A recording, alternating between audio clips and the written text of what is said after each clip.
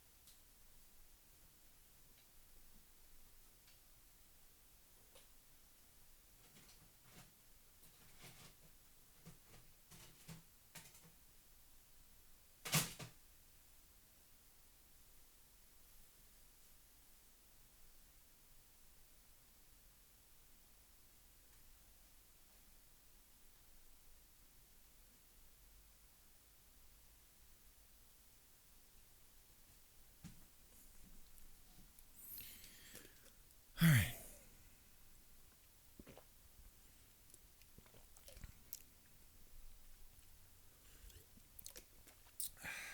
Where the hell's my controller?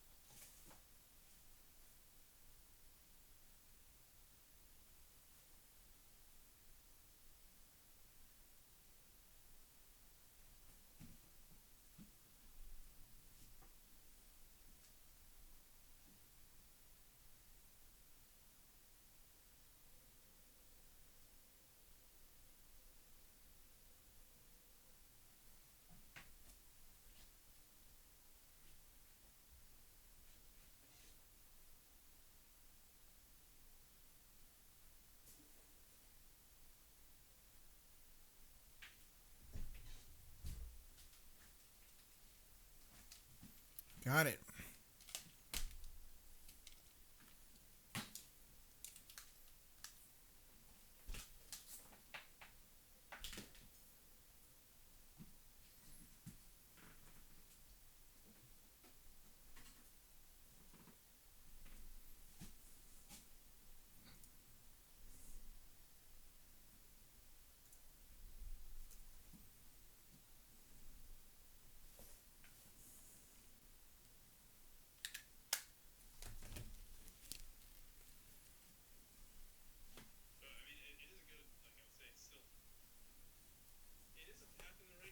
I would say, but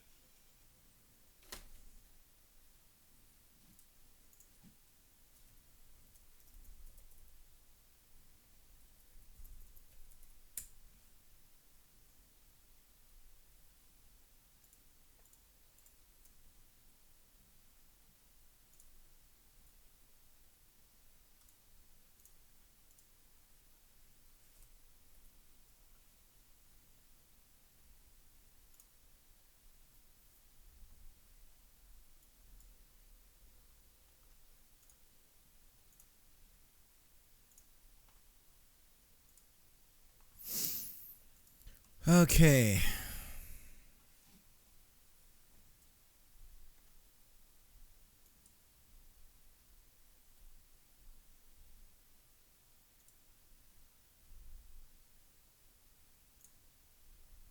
Oops.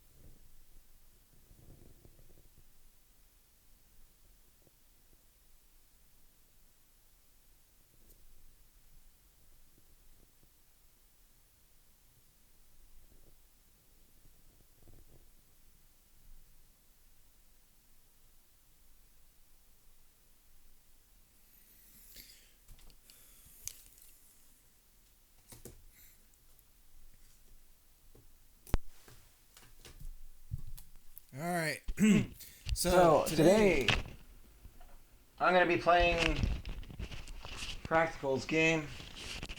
Mori.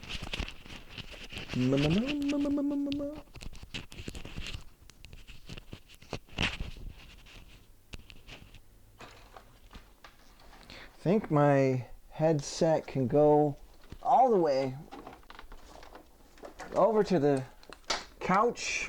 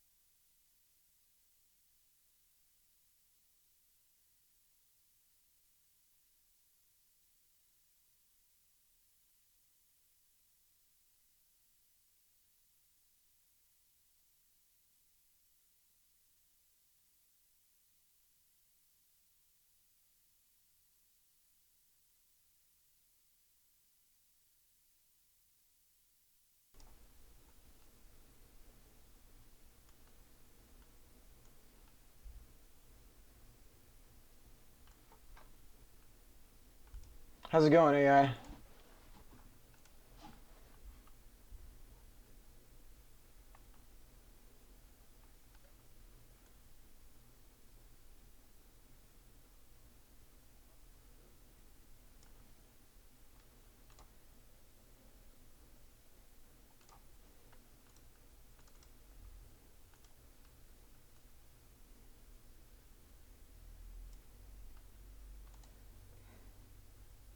Good.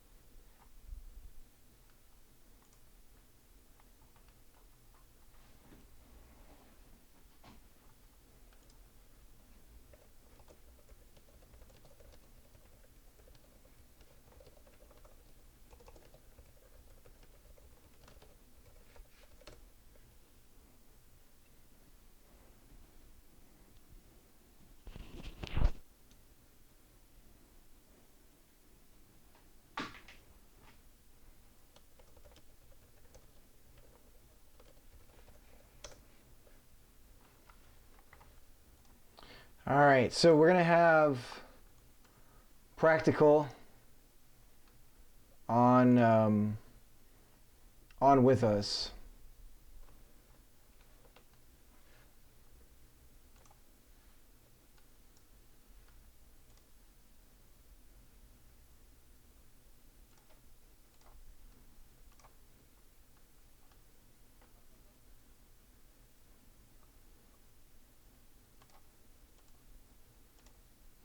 You might want to mute your stream. That's what I'm saying.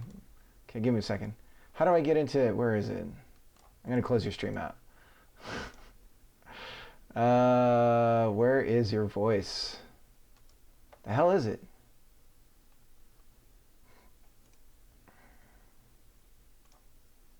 Hang on, trying to find the channel. Is this it? Do I go to watch? What am I doing? Where do I go? Okay, here's your channel. Where's your voice? I see Spirit Whispers. Wait. Room 101. Oh my god, there it is. Alright. Give me a second here.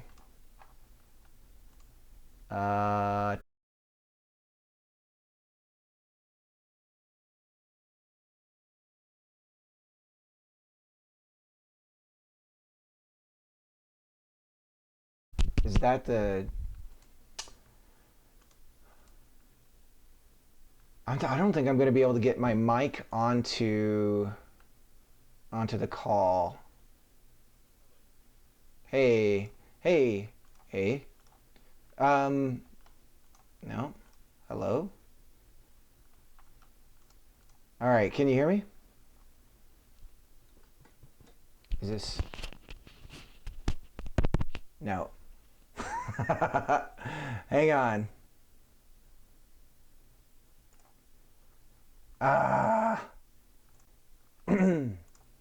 It's funny, I can get my the lapel microphone on the stream, no problem. But I can't get it on here.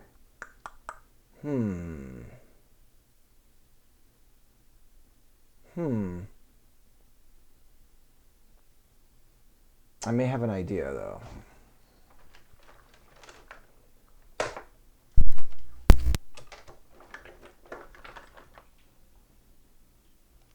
How's it going?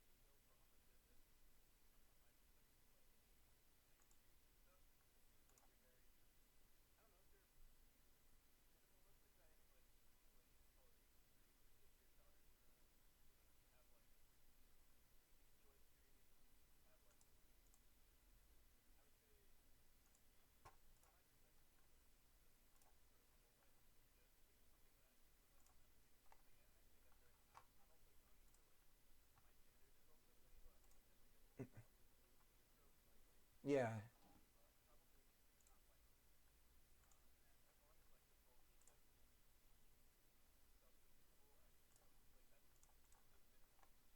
Right. Yeah, that makes yeah. I mean, there's a lot of benefits to it. We're so lean that how much money I have to make is below the federal minimum wage, essentially. So because when you don't like once you get things set up where you don't have a mortgage and you're all right. So I think I can get on camera. We'll be okay, and I'll still be able to talk to you. Hopefully, I can sit here and you can see my man boobs. And let me just scoot over so I'm better in frame here. Um, when did you start working on this?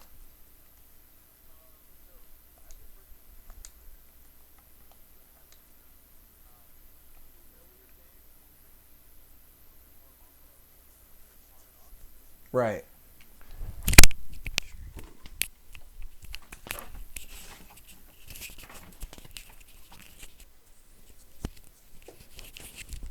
Right. Hang on a second. I'm gonna start and reopen it. I think because I switched my primary headset, the game doesn't know my audio out has changed. So let me close and reopen it. Sorry. Here's my porn folder. Open it up there. Okay, so I definitely can't hear it right now. Shit. Does it? It's got sound going on the title screen.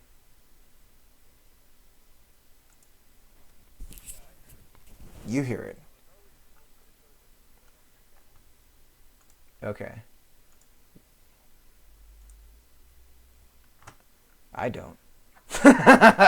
Give me a second. Maybe I have it on the wrong. Oh yeah, I do have it on the wrong. Okay.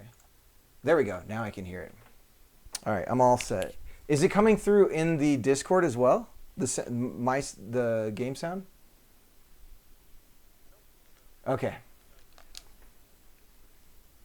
All right, sweet. Okay. Now I can sit down and play. I want to do this. I want to play people's games and like kind of have like the like you're sitting at a console deal. Yeah, I've never played it.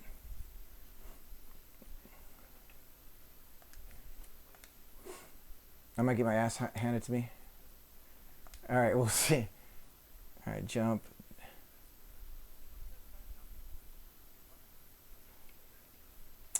Yeah. Okay.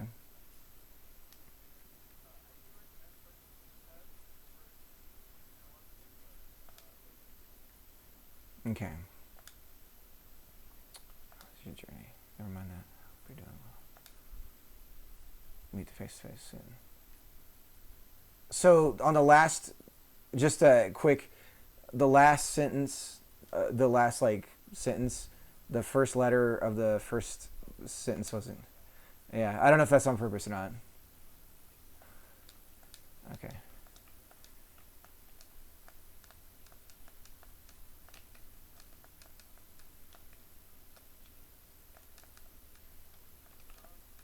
Sorry, it's an itch. Did you not update the itch? Okay, let me get the Steam one. I'll make it. It'll be real quick. You're like, wait, bro. That's a big giveaway. All right.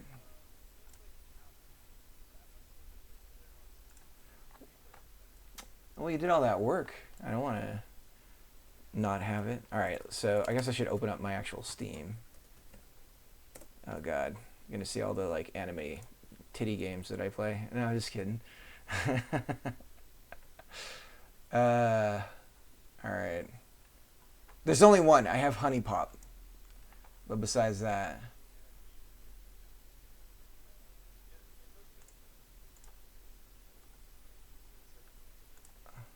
seriously, Amori.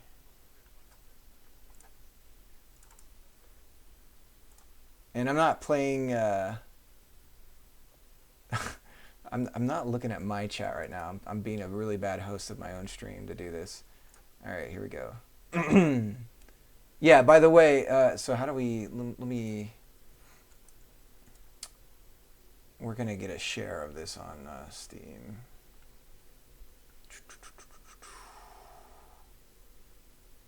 There we go. All right, I'm gonna plug this in my chat. So I'm talking to Practical. I'm gonna give a shout out to you real quick. My voice is real hoarse. It's another reason why I didn't stream yesterday. And then here's the game that I'm playing right now. The demo's available for download right now. And okay, so it should be downloaded, right? I installed it, right? So now if we go to the, should be at the top. No, there it is. All right, here we go for real this time.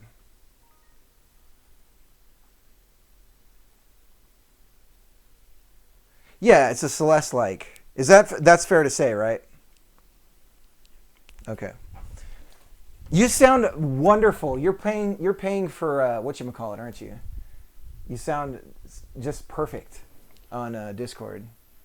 What do they call it? Nitro? No, you sound amazing. It's wonderful. It's wonderful.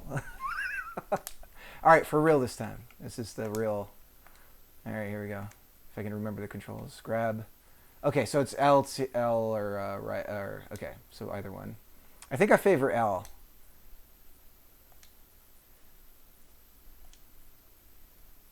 All right, we'll meet face to face again soon. Sorry, I'm gonna go straight up to the corner again. It's not like I'm intentionally trying to break things.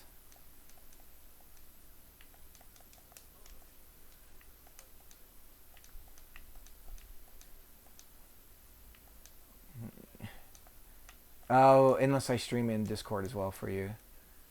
Should I do that? You want me to do that? Okay. Okay. So what, am I going to know what I guess I should shut up. Let me just keep going here. Wait, let me get the Discord going for you so you can see it in real time.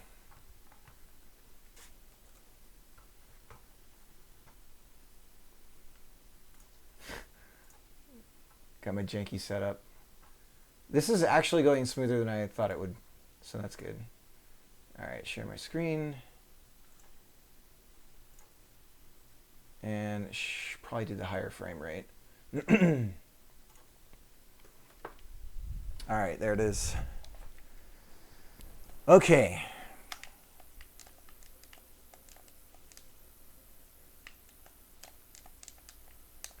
So I'm not sure what I just picked up. So how, oh, you know what it is? Okay. All right, I got to stick with the D-pad. Sorry, I'm just still trying to get my, so there is sort of a, so if you press up and jump, okay. Should I have read that? By the way, okay, so first thing over here, I don't know how to interact with that.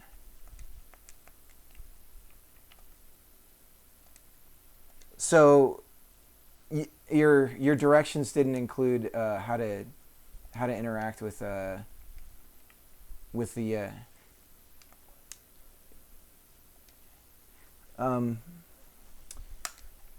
yeah, I mean, unless at the beginning, if you include the interact binding, I mean, you could, I mean, yeah, you would think you could just put the actual interface, like the button, on the, but I can see why, if you're going for like a clean look, I could also see why you wouldn't want to do that, and also it makes like if you do provide key.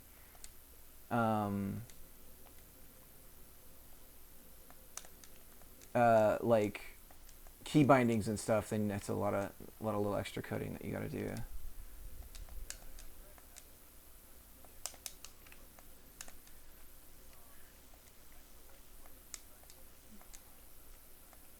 Right.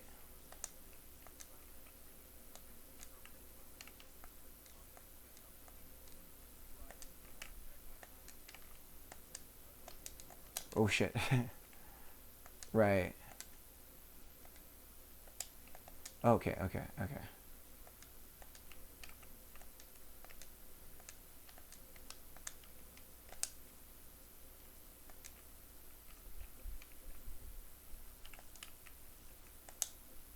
So when you slam down, so, okay.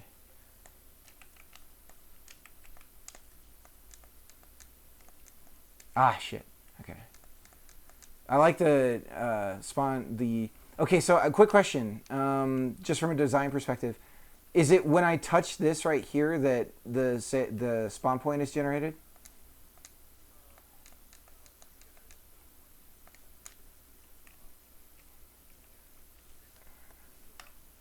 Right. Oh, I see.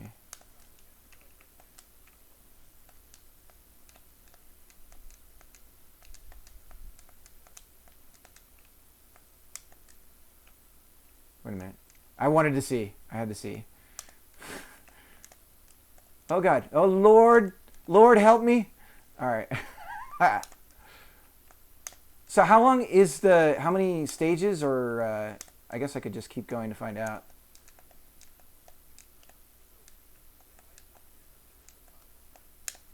Yeah. I do see it. I am. So I don't. Okay.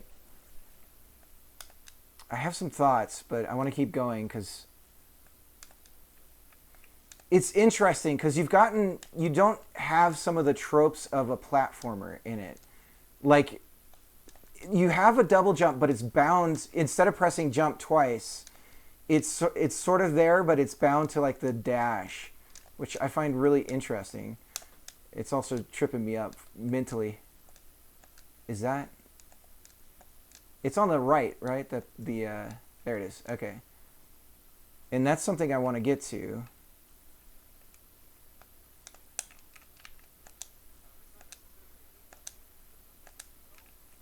Okay.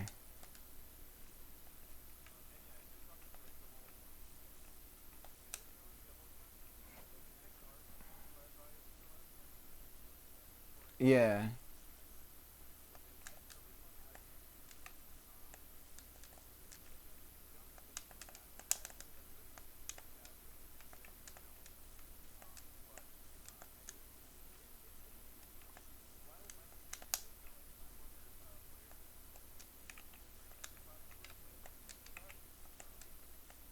Mm.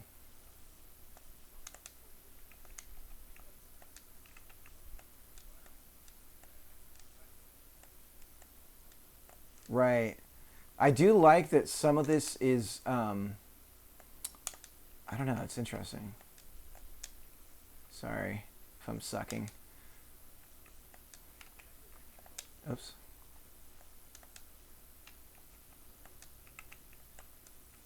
Interesting. Okay. It's funny because I'm trying to experiment, but then I'm going to die if I experiment too much.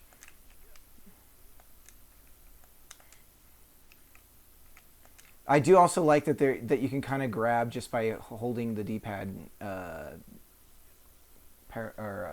perpendicular to the wall, I guess is the phrasing. Give me a second here. I'm going to go get my chat open, see if there's any questions on my side.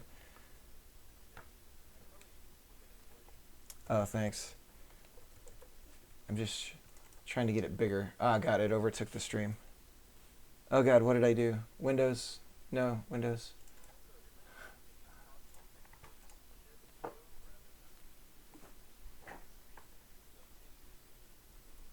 Hmm.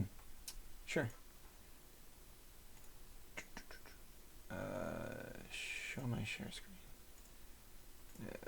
screen. Stop streaming. And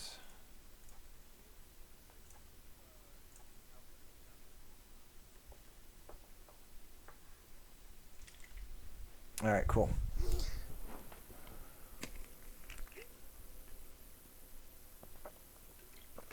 So did you do the music, or where did that come from?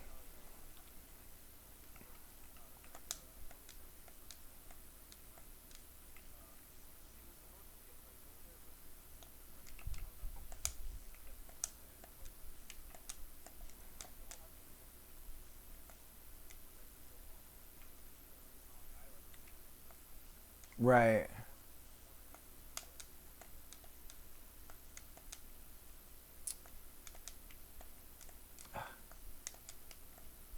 Ah, okay, got it. Ah.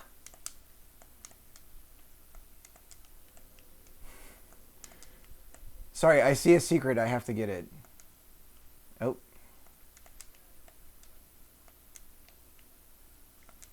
Should be.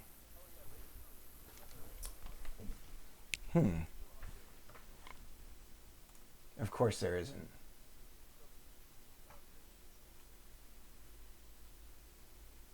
Yeah.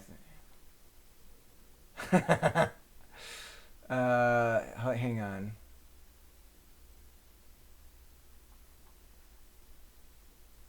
I hear music on stream. Do you have a menu for hang on, let me get that up. All right, is that better, guys? Let me turn, you know what it is? I need to turn you down in Discord. How do I do that? You're coming through so loud and wonderful. All right, okay. Try saying something here real quick. So,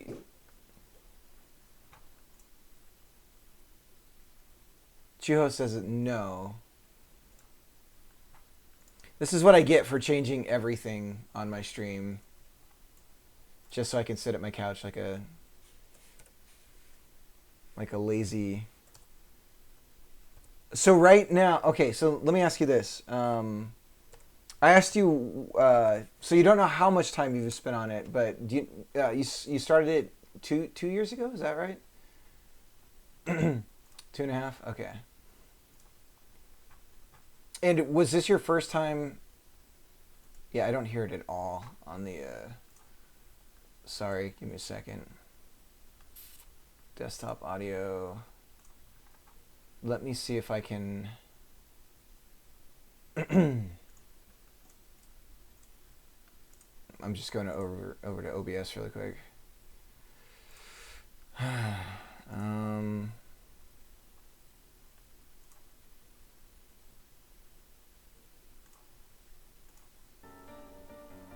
There we go.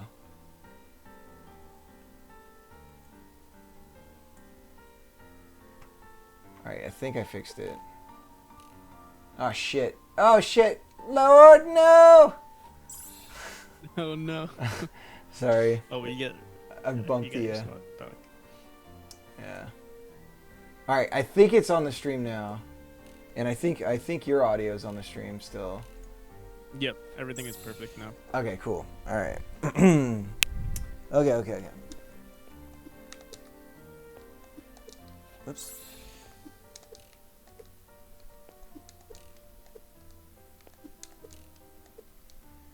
So I'm wondering.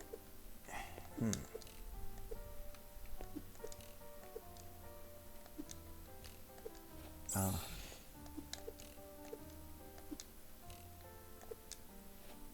Okay, I get it. So yeah, Juho asked if you were using you're using the input to touch the walls, right? Like you're not actually using the climb button. Right, I'm not. I probably should.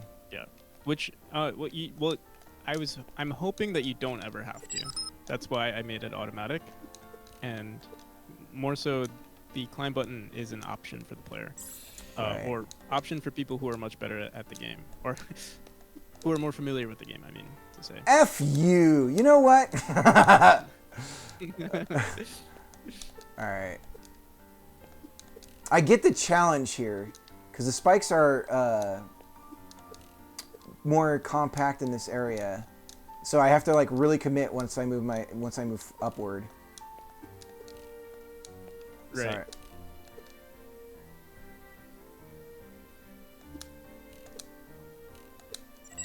Good lord, I don't know that I can. Okay, we can do this. You can do this in like 5 seconds, right? I mean, I'll say that is a bonus. You know, getting that is a bonus. I understand that, It's- but you put it there and I want it. Okay. I just gotta spam the. I'm pretty sure all I really need to do is just spam the. Damn it! It's like just getting it going is what's throwing me. Damn it! All right. Okay, I can do it. I can do it. Okay.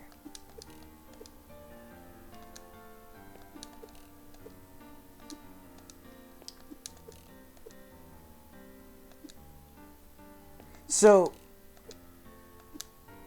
it's interesting because there are some like unspoken rules about movement in this.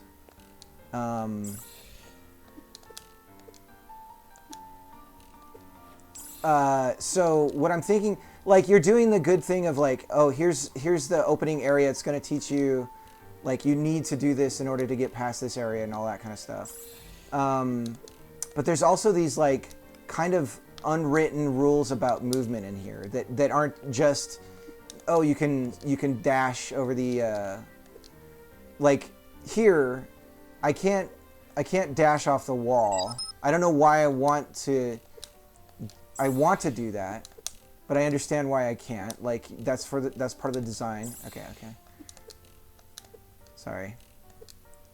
Yeah, you're completely right. Like, there definitely are unspoken rules, and What usually with level design. Yeah. Sorry. Continue. Usually with level design, like you want to make the pacing. You want to introduce mechanics subtly and kind of like subconsciously teach the player like, hey, this is how something works. So you usually want to expand on a mechanic with like the most simplest version of it first, and then you expand on that. And that's why I left this area as a bonus, because like if you go back, it's literally the same exact thing. It's just a little more tight. Yeah, it's way more tight, and Yeah. that's like the challenge there. So you can always come back later. I know. And All right, I'll come and back. figure that out. But yeah, no, I think you definitely could get it if you wanted to, but Yeah, I want to keep. like.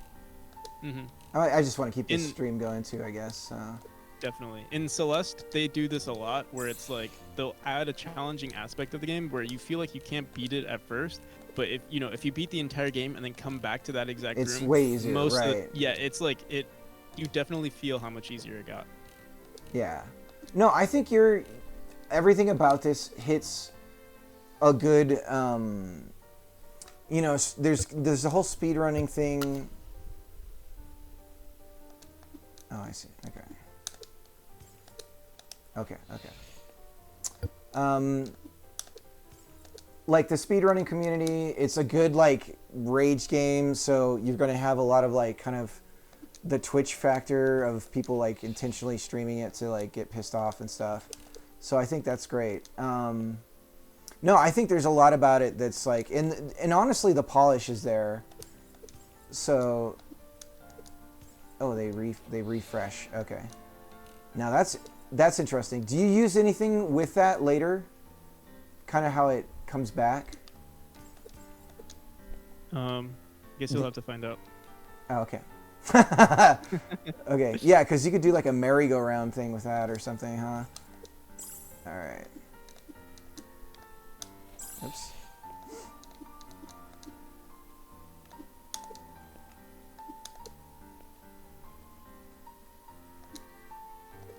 Ah.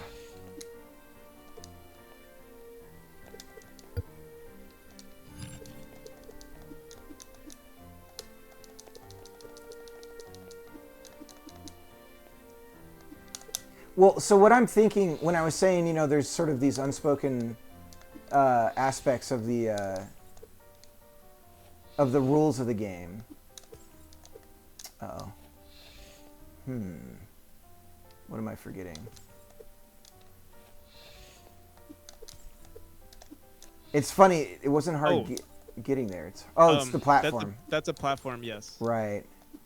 Yeah, I'll have to update that. Because you don't necessarily have to.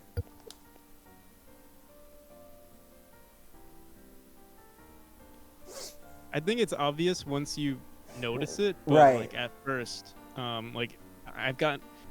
It's definitely an issue because you didn't notice it until I mentioned it, and like now you might notice it, but yeah, a lot of people who have been playing my game for the first time don't even consider that to be a platform, and it's because the contrast between that and the the scaffolding that's below it is so subtle, like there's not enough contrast that you don't notice it.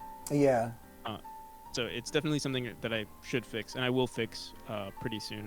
Are you one possibility if you want to keep the aesthetic there is if you have a per screen like death counter.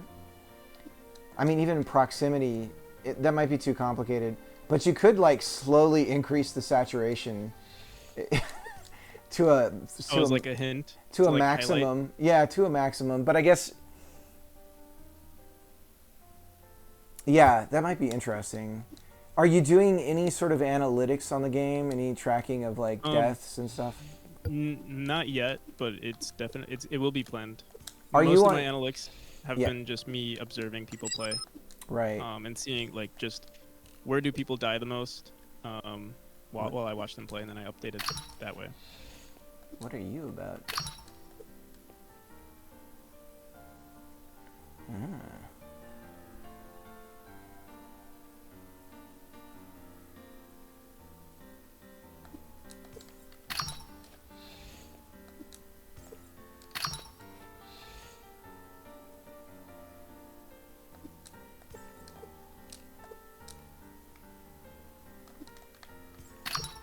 No!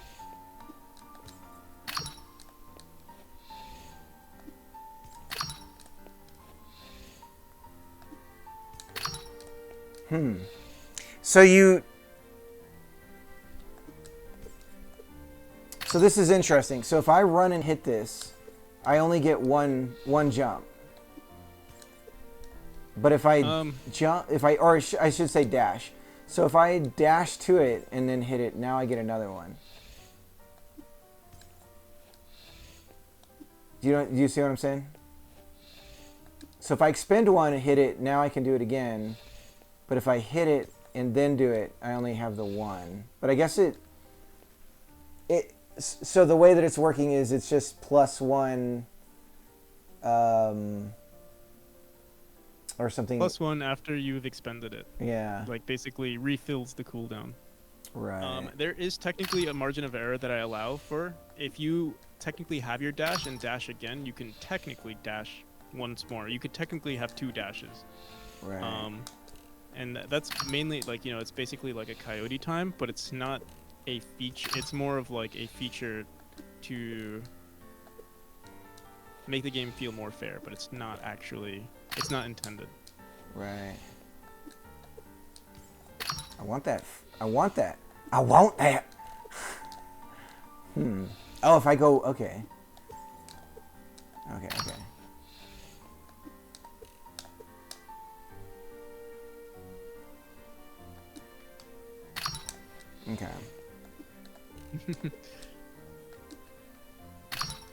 Oh, but I've already. Oh shit. Okay. If I go.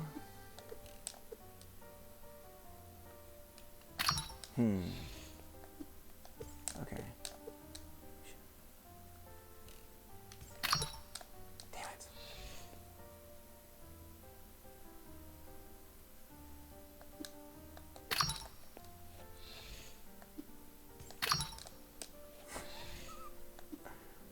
Don't say anything. Watch the pain. So what I was going to say, though, about this sort of like, there's kind of the unspoken, there's the behavioral rules of climbing, and what I'm specifically thinking of is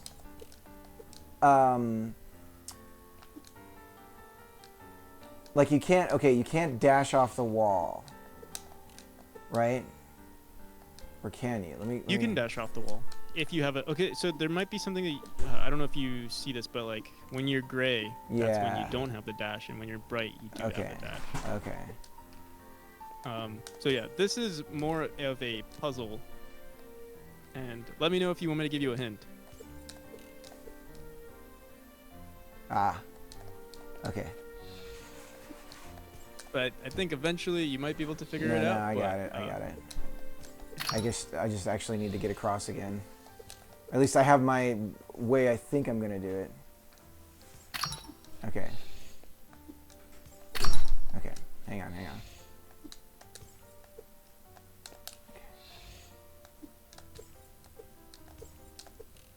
Good Lord. Okay.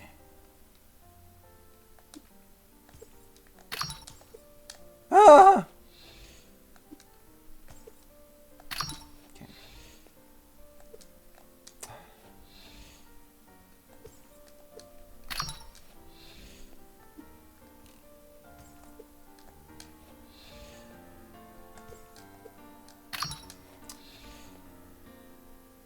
I really feel like it's I this... wonder if. Yeah, wait. I wonder if you can actually get a. Yeah, I think you can do. I hope you can get across. Oh, yeah. Okay. You could technically. So I think it is easier to get that collectible from the left side, but you could technically. You've made it harder for yourself. I will say. I have? Okay. Yes. You've made it harder for me. All right. Can I? Okay. I dig it though. So if you want to have a better chance, I would say jump across to get that orb, and then go back to the left side so you can spawn back to like. Or yeah, I mean you could do it from here, but you might die again. Okay, yeah, there you go. And wait, keep going to the left. Yeah, okay.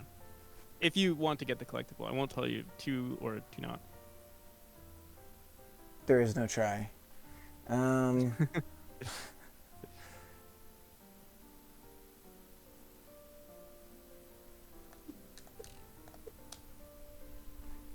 That's interesting. The spring gives me the jump back. So like if I go gray, and I touch that spring, I get another jump. So then if I just go like this, okay. So that's the kind of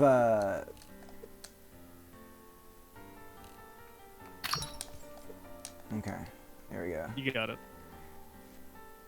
Yeah, I feel like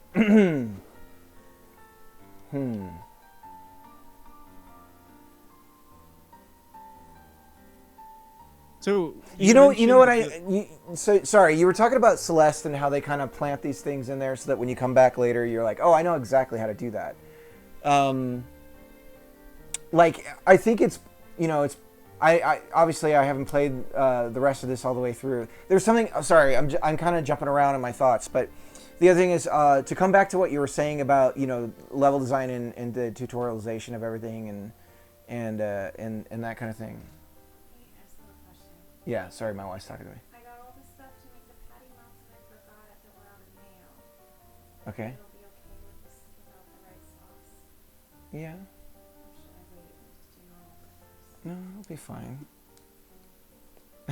Are you bummed? Do you want to wait? Oh, I just want it to be. Oh. It'll be fine, sweetie. You could try to make homemade mayo. Okay. It's fried though. Okay. Okay. All right. Sorry about that. Okay. What I was gonna say is though, that's interesting. Like this one, you can get through without even touching them. Yep. So you You could. can. Yeah, and that's typically the speedrunner route. Right. And it's not. So it's technically, I wouldn't call it a bug. It is technically a feature, but it is, I would also say, an exploit of a feature. Right. But it's something that is completely allowed, and it's not something that I plan on update. Like, if you can do it, then I will allow it. There are other features that, like, if I don't know, certain things I would not. If I see someone doing something that I don't think should be in the game, I'll probably remove it. But those are one of the things that I think should be allowed. And we could fix it. Like, basically, there's a similar feature where this could also happen with spikes, basically. So you fudge the player up, and their Right. dash would get ruined, or like they would basically die because they hit a spike. And so I have an edge case specifically, or I'm writing an edge case specifically for spikes, so that this doesn't happen. Right. Because while the spring feels good and it feels like, oh, I kind of cheated the game, if you were to have that happen with the spikes, you would feel cheated, and then the player would be like, they would, it's unfair to the player, or it would feel unfair to the player. Right. So I have to remove that. You but- only want to allow good things to happen. No, that's the kind of polish that people don't put into these kinds of games that will differentiate it for sure. Just that amount of consideration. Mm-hmm. You just don't see people like. I'll do the same thing where I'll be working on something and people will question like, "Why are you spending all your time on this?" And it's like, well, because it doesn't feel right. Like it has to feel right. Otherwise, like, why am I even playing this? Shit. So it's interesting because I feel like, and it might be my controller, because I feel like I'm being straight on my button presses. Shit. Your button presses are pretty consistent. You're using the D-pad, right? Yeah. Yeah, I usually recommend, and I actually put it into the, like, there's a disclosure now in my settings that say, hey, this is best played with a D-pad. Right. Yeah, I heard you working on that when I was lurking. And it was the same thing with Celeste too. Like, I remember I first started out with the analog stick, and while it's possible, it's kind of doesn't difficult. feel right, And yeah. I knew the second I switched to the D-pad on Celeste, I had such a better time. Right. I think I beat the entire game with the analog stick, but I think I would have had a better time using the D-pad. Son of a bitch. Alright. Okay. No!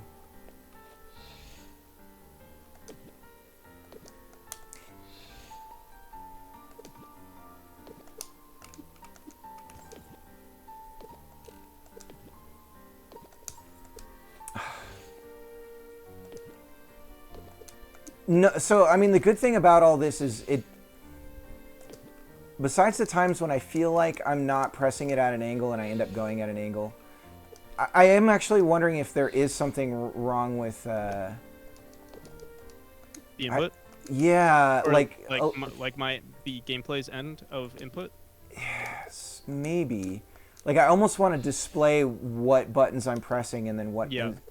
yeah, go ahead. Usually when I see people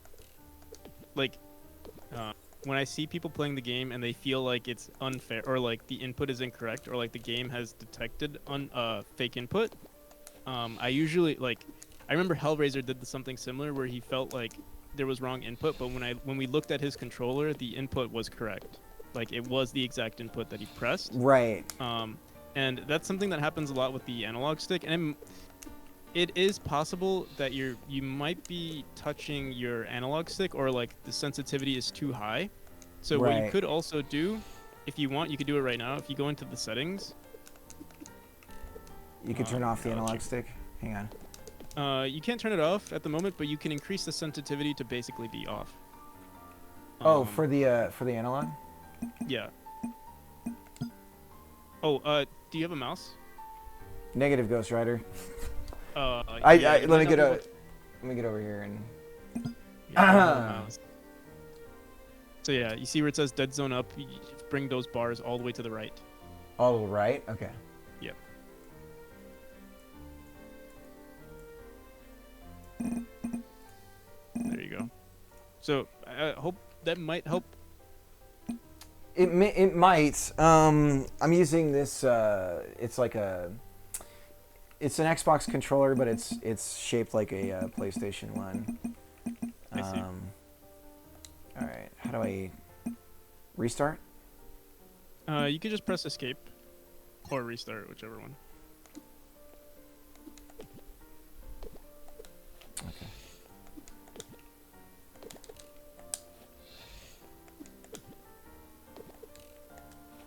Also, D-pads tend to, like, even though they are better, a lot of controllers don't have the best D-pads. No, yeah, Like, I know the Xbox 360 controller, I know has it's Wha- pretty bad. Oh yeah, it's awful. I personally I do like the Xbox One controller for that, but yeah, that's the only one that I have experience with. Okay. But I have been curious about like wrong input being registered. So far, I haven't noticed it. Or like, I would love to see that the input is wrong, but like every bit of research that I've done, like while people playtest or like looking at inputs, it seems like it's always right.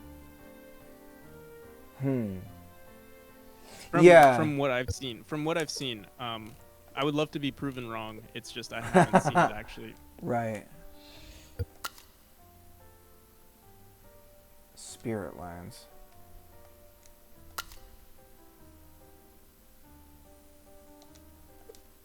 Wait. Sorry.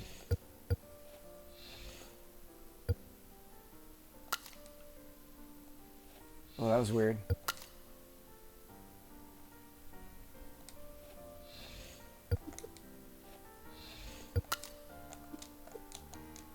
Okay. Oh, that's interesting. Yeah. Not sure what's going on there. Well, if I go to read the sign and I keep moving. Oh, okay. Oh, So- it keeps. Oh, I see. So you're pressing read the sign. Yeah, read the sign and I'm holding the D-pad down. And then if I I see. So. Yeah, it must be. Yeah, I probably just don't reset the player's velocity. Right. Well, if I keep holding it down, if I stop, then it'll. Yeah, Oh, it's like it's interesting. still reading the input, kinda. I want to see if I can spam it. I can't. I'm trying to cheat and use it on the jump, but I to read it while I jump, but it won't let me. Oh yeah, I don't think you can only read Oh, from see, and- the. Yeah, this is interesting because I can. Interesting. All I'll have right. to just reset the player's. Yeah, I just don't reset it there. Yeah. So what happens is read button. If I continue to hold the direction button, then interesting things happen. All right. I see. Nice. What am I not? I feel like there's something simple here that I'm. Don't say anything. See. Okay. Oh, there it is. There's the comment about the. No, you know what? I like it. I like that because it does give you a reason to go back. It gives you something. It's almost like, okay, I get. Like the thing about it is, for guys like me, okay, let me say the subject of what I'm even rambling about right now. This like the special things, the pickups and stuff like that. The fact that you don't know how to get to them yet is not a bad thing. But let me get my cursor off the screen. And I'm going to go over and make sure my chat's open real quick. Oh, I should look at your chat too, see if anyone.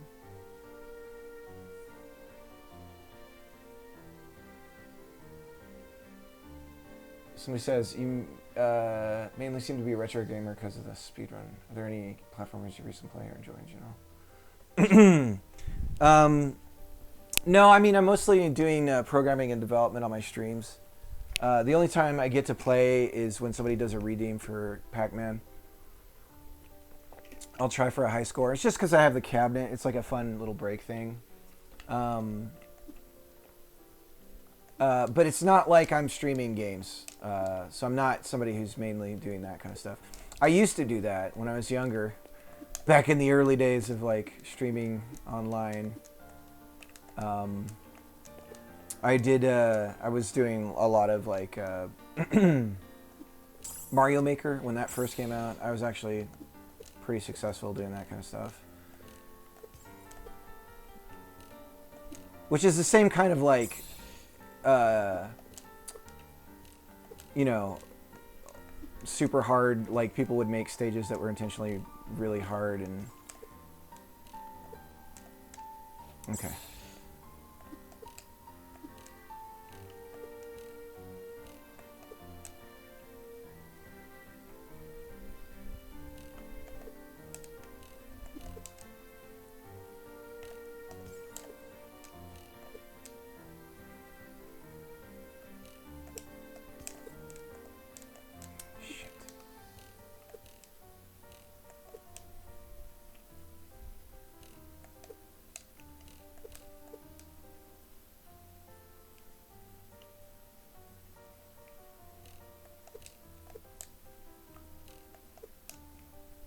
Jeez.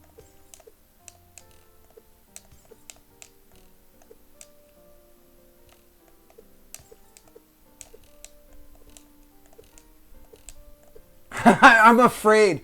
I'm like, I don't want to. Don't make me.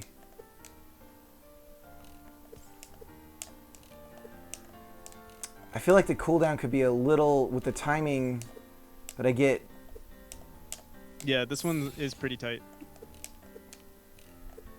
Is it on a? Is the cooldown global, or do you kind of fine tune it depending on maybe a section or something? For the green orb, Yeah. yeah, the reset is the same every time. I don't remember the exact time though. Okay.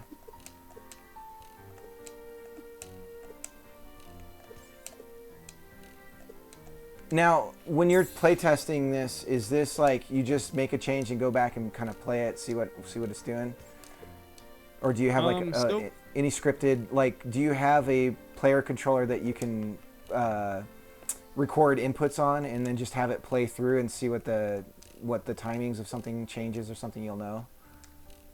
Everything, for the most part, is like handcrafted. Right. If that makes sense. I do have like tools that I use to check like what the max distances are for like, let's say, a dash or a jump, stuff like that. Right. And I mean, at this point with the level design,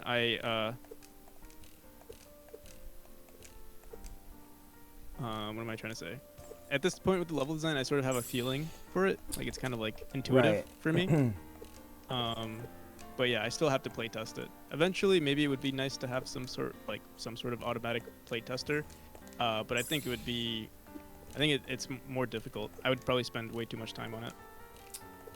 Yeah, I mean, it could be as simple as literally programming in the controller inputs, and so instead of, dear Lord, ooh, I like that you took the time to. I guess this is because it's a tile. Oh, let me ask you this: are these screens all? Is this one big global like tile map, or are you loading different scenes when you go to? Like when I step through here, am I actually just in a different spot on a tile map, or am I in a whole new scene? So the main scene is still the same. Like the player is the same scene. Like the global scene is the same. Okay. If that makes sense. Yeah. What I do when I draw like an entire map is, we render the whole thing, and then at the start of the game, I check which room the player is in, and we remove all of the rooms that the player is not in, and we add the rooms that we add the adjacent rooms. So like right now, the only rooms that are rendered in the entire world is this room, the room to your left, and the room to the right of this room. Oh, okay. Is that in the default, the tile maps, what do they call it? There's a setting in the tile map that you can say how many spaces away from basically the camera. Oh, no, I did it, I had my own method. Okay, cool.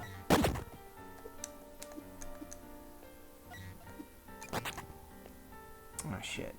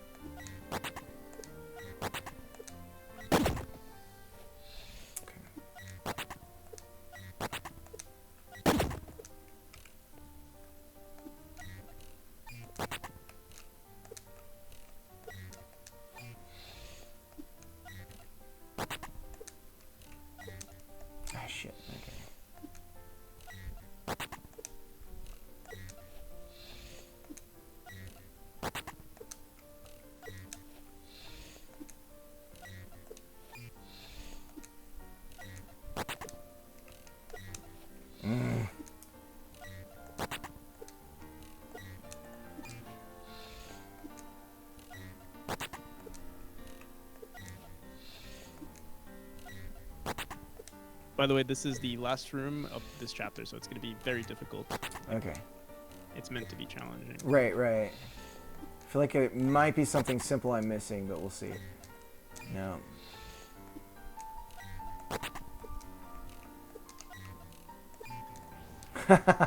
All right, all right.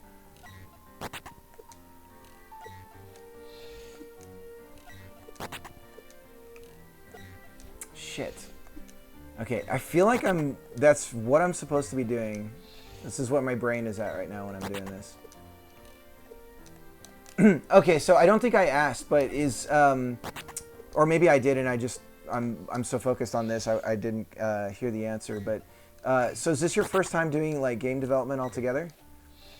With this game, Yeah. this was my... So I would say this was like my 4th attempt at making a video game. Okay. Um, What was like your earliest attempt? Like how old would you say you were, or like how long ago was so that? yeah, I'm not sure if like... So my first game I tried making in high school. It was like a maze game. Oh shit. Mhm. And yeah, it was very basic. I made it in Unity. It was very hacked. Like it wasn't that good at all. And then I tried making a game in Java.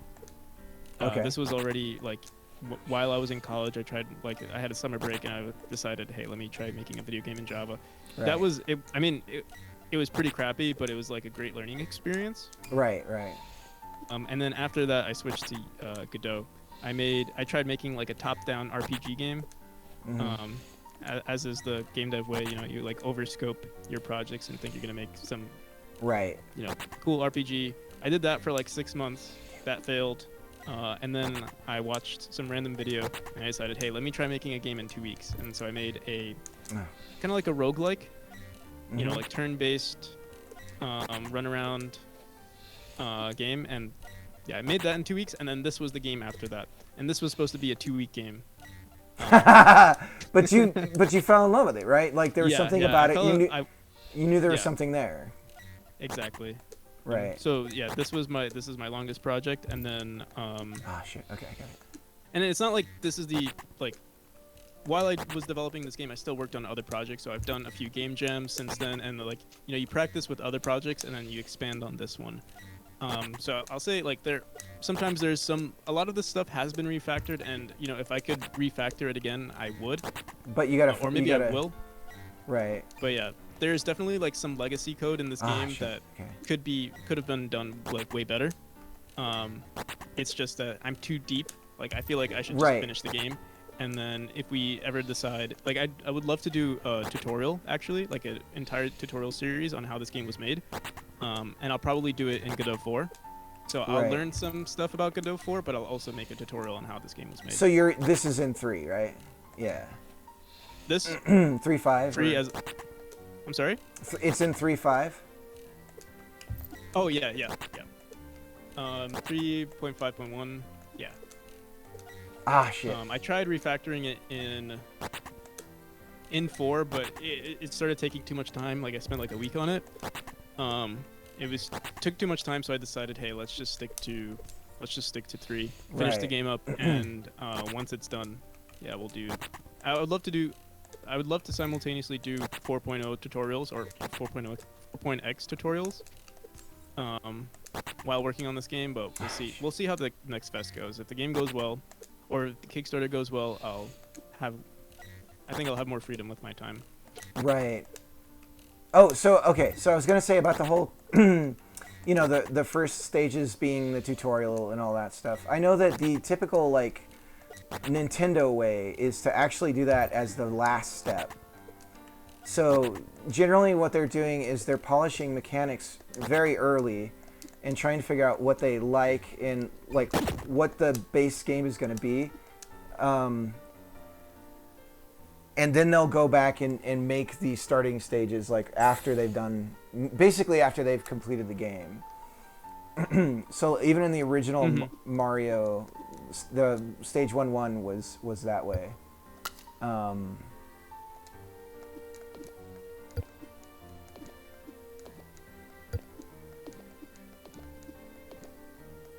What is that?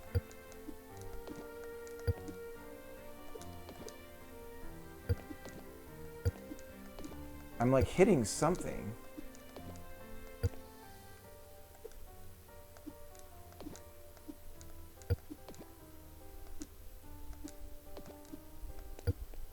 Weird. I'm missing something in here. What happened? Oh, the sound. The sound got it. cue. Yeah. Cool. You got it. Yeah. Yeah. I muted myself and told the chat like, hey, I wonder if you'll figure it out. Yeah. Nobody say nothing. Yeah. All right. So yeah, it's the portal, but one of them were made invisible.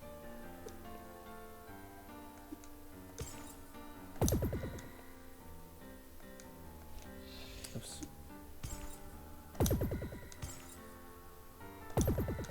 Okay. This actually might be easier to grasp than.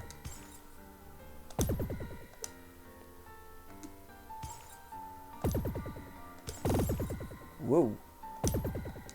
All right. Yeah, this area, I think this mechanic needs some polishing. I used to really like it, but It needs to whip. You need to whip out faster. yeah, I was told the same exact thing by Saltoons. Yeah. No, it needs to be. Well, Yeah. Go ahead. yeah. His complaint was that it takes too much time. Yeah.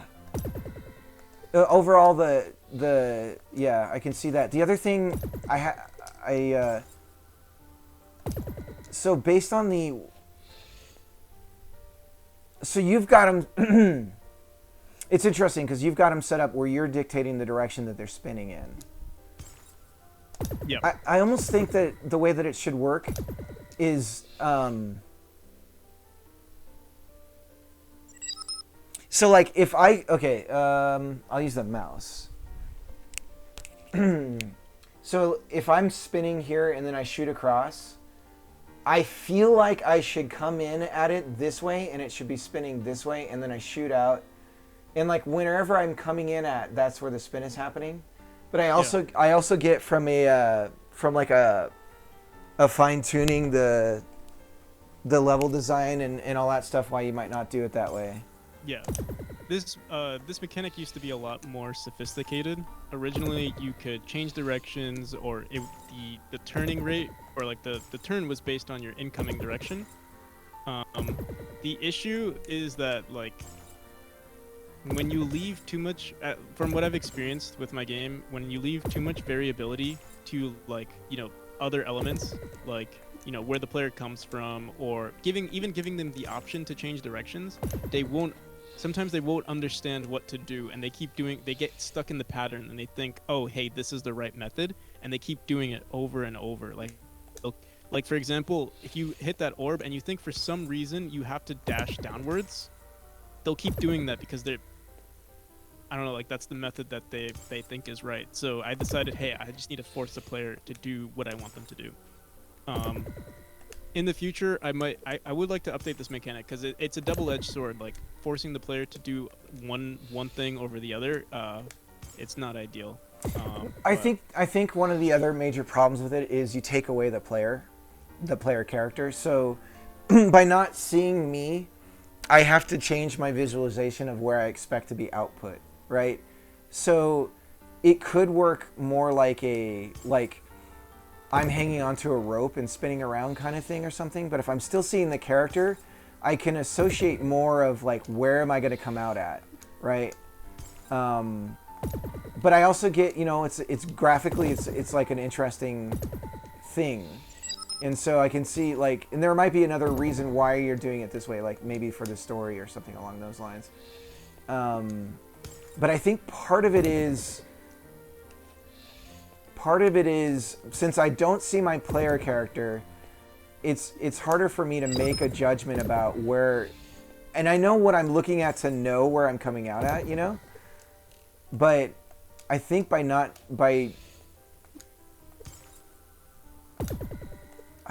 having the character disappear, it's like a weird disassociation that's happening for me.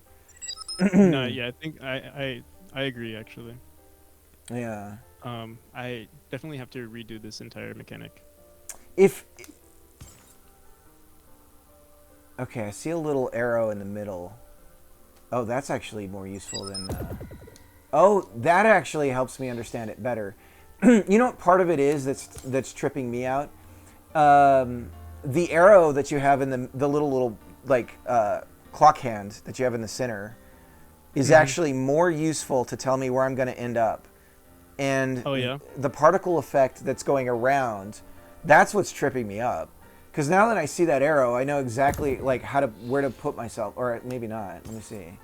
Well, also there's another issue with this mechanic, and it's that it's not technically, centripetal force pushing you out. It's like it's its own thing. Right. So there's like no actual it's not based on physics. It's just its own thing. Right. And I think there are games like basically this originally was supposed to be like a rope swing mechanic. Right. Yeah, that's what it feels But it's like. not a rope swing. But it's Right. not a rope swing. It's its own thing. Right. And it's a mechanic that exists in other games, and that's why people like tend to like you might let go too early because you think, oh, usually in video games I have to let go early or I have to let go a little late so that I get the desired effect. But in this game, it's like it's more precise, where it's like the exact spot that you let go is where you want to be. Right. Yeah. But yeah, this mechanic, honestly, it's my least out of every mechanic in the game. This is my least favorite, and that's why this chapter is also very short. I'll have to honestly, I'll probably put this at the end, but or just make it a lot easier. I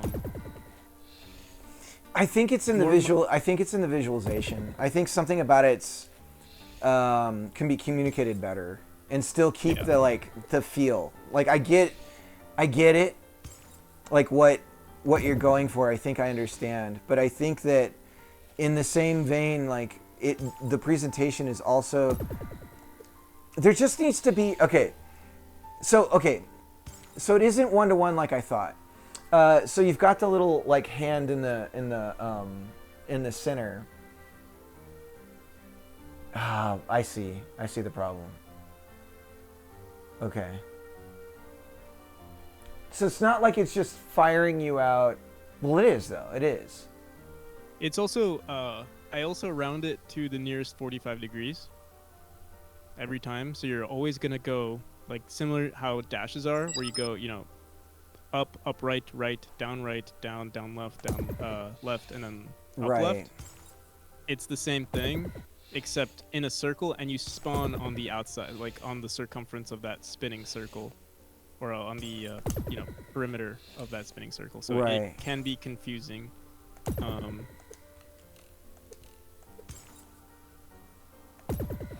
Yeah. Yeah, I see. And you can't do it right away. There is a momentum to it, right? At least initially. Because, like, if I try and go immediately, like right here, I should, you'd think I could just go right away. Oh, I can. Okay. Damn, so for speedrunners, that's like, you gotta be fucking on it. You have to be, Timing is nuts. There is like a margin of error that's allowed, but yeah. Sorry, I'm trying to get it on the first like shot. There's also like if you tap the button. Yeah. Okay. Yeah. Okay, interesting. Okay. Sorry. Okay.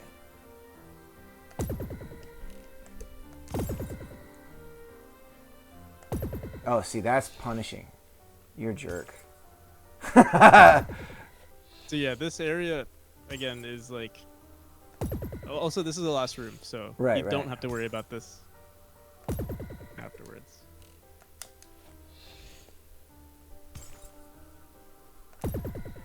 I mean, I think you should keep it, but yeah, there's got to be. You know what? Okay. To solve the problem, I think what it might be worth doing is to basically mock up something and say this is how I want it to look.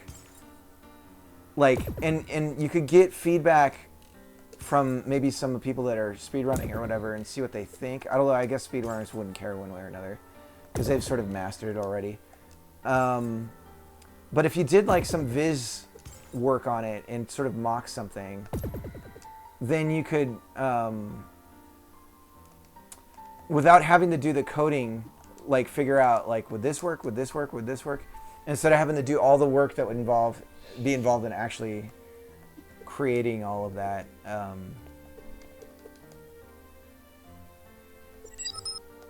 Okay, let me check my chat here really quick. Mariano's in the chat. How's it going, Mariano? Yeah, he's got some feedback as well. The clock arrow points to you, not toward the... Yeah. Speedrunners will just change the route if you tweak the game. Okay, so this is like... So the same thing here. I feel like you should be able to dash in there, or at least the speed should be faster. Yeah, that's a mechanic that I plan on adding, actually. Okay. For now, it's going to be like that. But yeah, I do think this mechanic is too slow. And what I've done to, like, I guess, fix that slowness is that right now I'm showcasing the mechanic, but soon there won't be nearly as, like, right now what am I trying to say? The Twilight is very long here, so you're W keying it for a long period of time. But soon enough, there'll just be shorter sections that you can travel through, and it's more so, you dashing through stuff or like going through portals and interacting with other mechanics other than this one. But eventually, yeah, there will be a dash added to this mechanic. Or, yeah, something to just speed up the player. Right.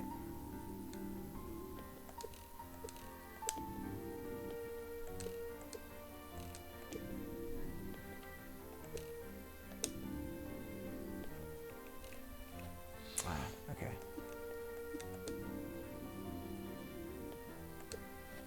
It's kind of... Ooh.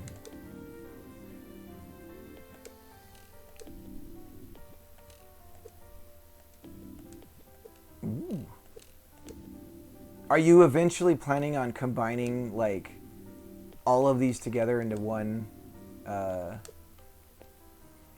like a bunch of all of these mechanics into stages? Yeah, so you'll actually see that throughout this chapter. This chapter has mainly, it doesn't have the green spinning orbs mechanic, but it does have the, like, the portals, and there are no eyes either. But yeah, eventually it's going to be a combination. And that's usually the pattern I do. Like, you first introduce the dash, then you introduce wall climbs, then you introduce springs, then you introduce,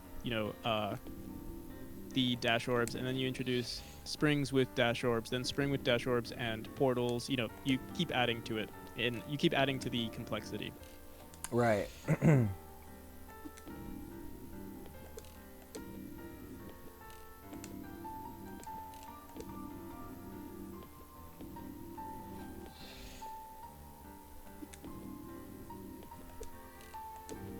Oops.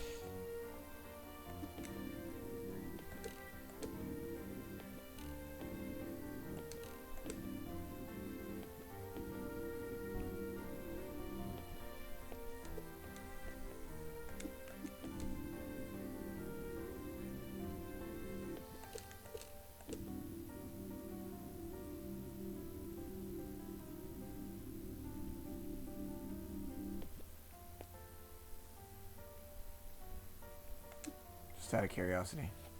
Oh yeah. I have to know.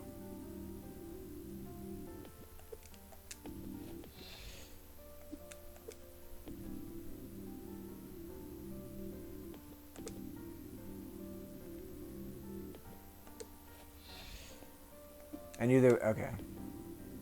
And I'm assuming there's a significance in the pickups, the like the alternative things that you can, like the watch and the wax candle and all that. So yeah, I mean, right now it's just if you want to, like, quote unquote 100% the game, but there's no like hidden meaning. Not. I mean, there's lore involved, but not at the moment. Like, not that you'll find out in this playthrough. Yeah, I'm actually pleasantly surprised that it's not like I don't know. There seems to be a temptation to, especially in the indie space, to like throw a lot of story into. Yeah. So I've decided to go against having any dialogue in the game. So everything would be subtle or like lore pages and stuff like that, but not like, or like descriptions of items. But right. Yeah, that's about it. I will have like a, Maybe there'll be like a, if you go into the settings, there might be a book that has like all of your collections and then lore involved with that. But yeah, that's it for the most part. Man, I had it and now I've lost it. Okay, we can do this.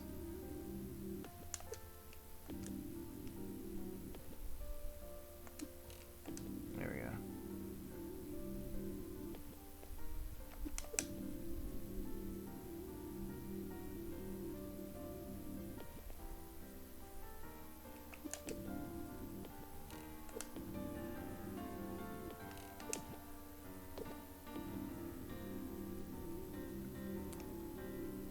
I don't know if it's my machine. I feel like I'm getting a lot of stuttering here.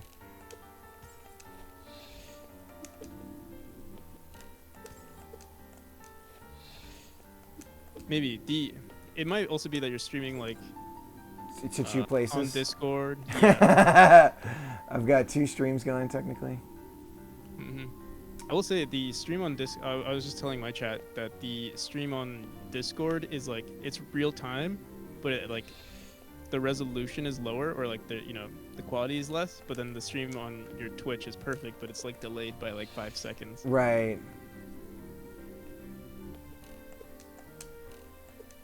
So I keep switching between the two.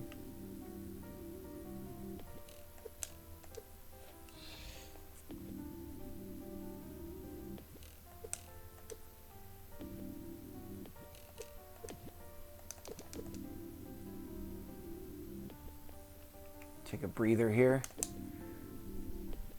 Oh, Lord. Lord, Lord. Okay. Oh, shit.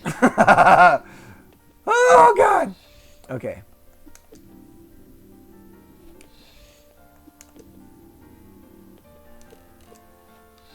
You're doing really well, considering this is your first time.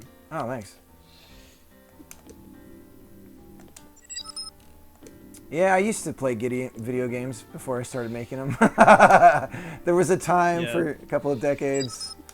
Yeah, it's like that for me too. Like, I don't know. Ever since I started doing game dev, I don't enjoy video games nearly as much. Right. Well, have you started to like see the Matrix, where Kind of, yeah. Yeah. Like you notice the game patterns of video, like the core gameplay loop of games, and it's like, it's less exciting nowadays.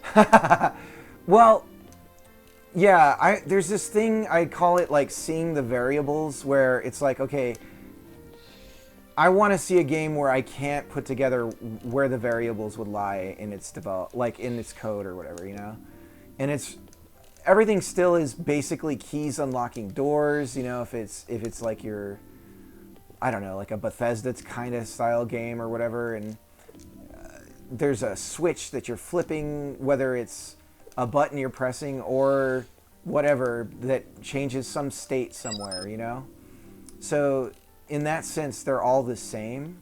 And that's the part I'd like to see be different about games, that just it is not really the case right now. Yeah, I agree. I was having this discussion. I had this discussion literally on chat the other day and with like a friend, and it's like, it's all the same gameplay loops, and the only difference is that they just add fluff in between each of those things. Right, right. So like, there's like that joke with like AAA games where, you have to hold the A button to, turn on a microwave or something, and it's like that circle, that spinning circle that like, tells you, like, oh yeah, you have to, they try to make it as immersive as possible, but it's literally just, they're adding friction in between core elements of the game just to like, keep you, I don't know, in the game for longer.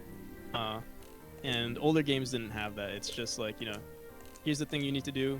Just press this button to get to go forward. Yeah. Ooh, got a sound glitch there for a second.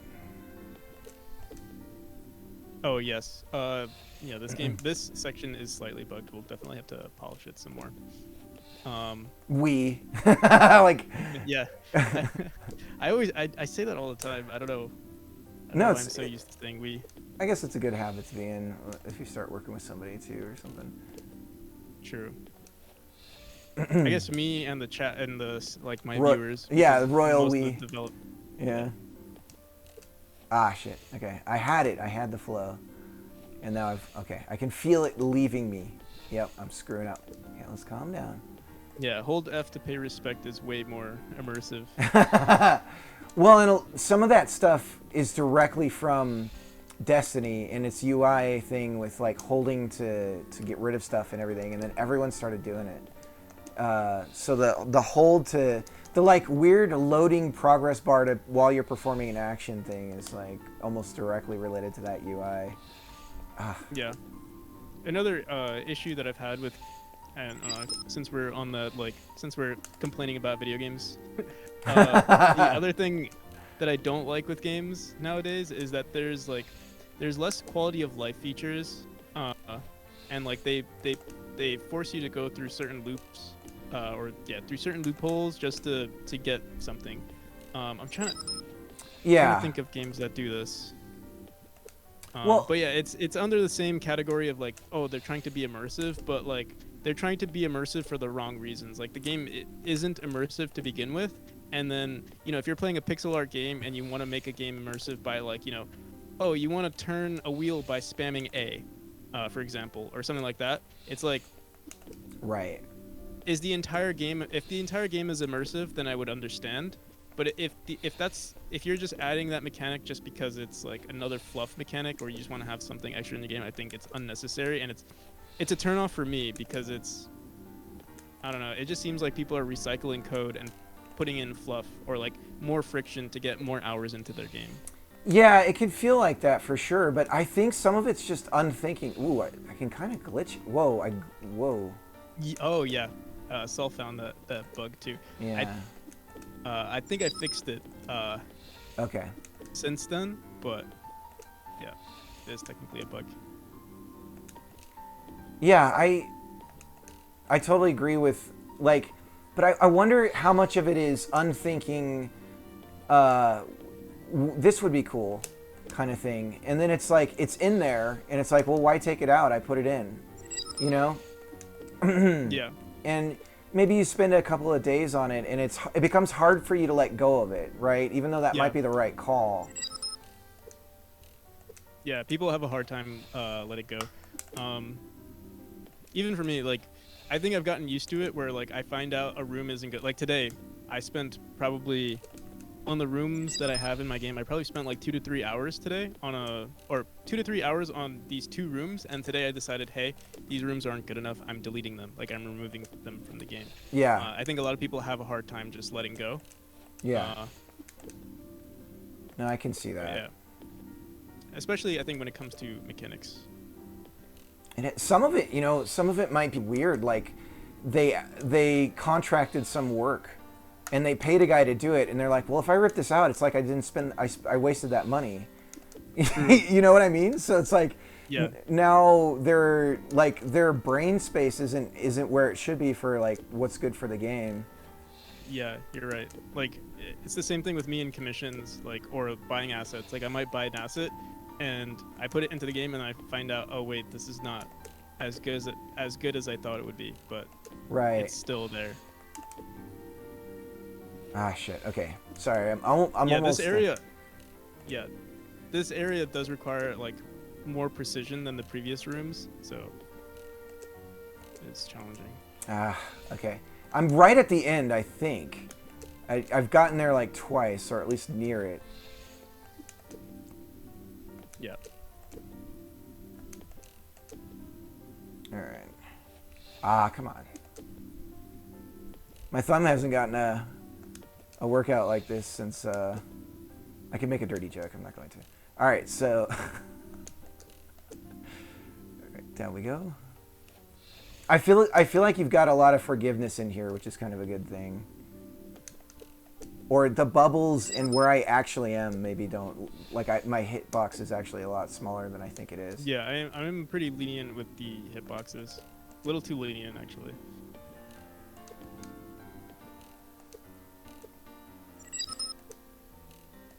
Ah, come on. Come on, coach.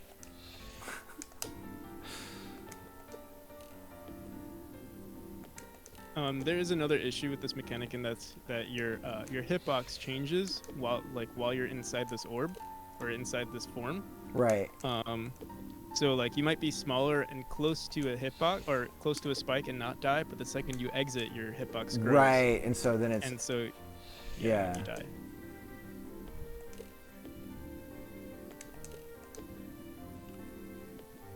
Ah, come on.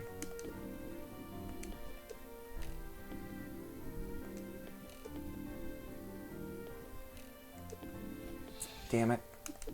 It's that last little bit there. If I can get past it, then I'm golden.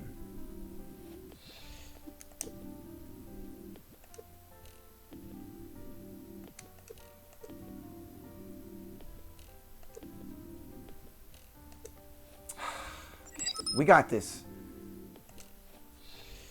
Hang on a sec. Let me hit up the chat here real quick. We got some comments here. Art is in the chat. Hey Art, how's it going? Also, Mrs. Cricket.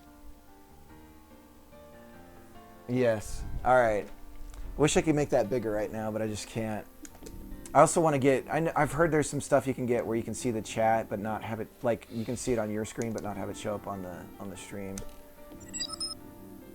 Because that'd be nice to be able to see it on the TV screen right now.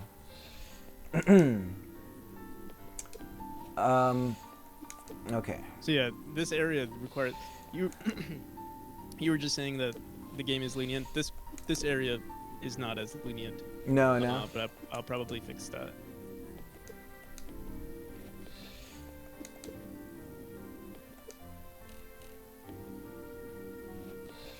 See, what I'm trying to do is get fancy, and I just need to stop it.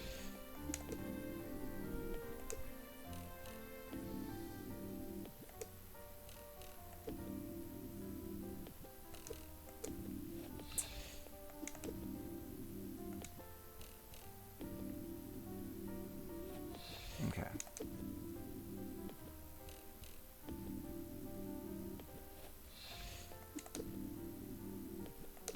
The thing is I don't feel like anything's not my fault. So the frustration isn't really there. Where, you know, if it doesn't feel right, I'm going to start blaming the game. Right. So I think that's a really good sign. That part's killing me, though. That little effer. Because it also sometimes I wonder if you might not feel like you might feel like it's your fault because you also know me. You know, like if you didn't know me and you just saw like you just decided to pick up this game, right. You might start blaming the developer or the game. I don't know. Like I think there's a little bit of truth to that. I feel. And that's why I'd like to make the game super lenient because I don't ever want the game to feel unfair. Even if I am making it for like, the spikes are super lenient. The dashes, like there's, what coyote time is. A lot of similar like margins of error like that are accounted for from the player. For example, wall jumps, like you're held onto the wall for a longer period of time. If you try to enter the climb state from a distance that shouldn't technically count as a wall climb, you're still allowed to do that, and it's just because I don't want the player to ever feel like they're cheated. Unfortunately, I feel like you have to do that nowadays for most games. So for your personal taste, would you prefer not to be doing that kind of stuff? Well, I like developing it now. Like, I like actually considering the player experience. Right. So, like, even though it's kind of like, oh, like, maybe you have what's it called?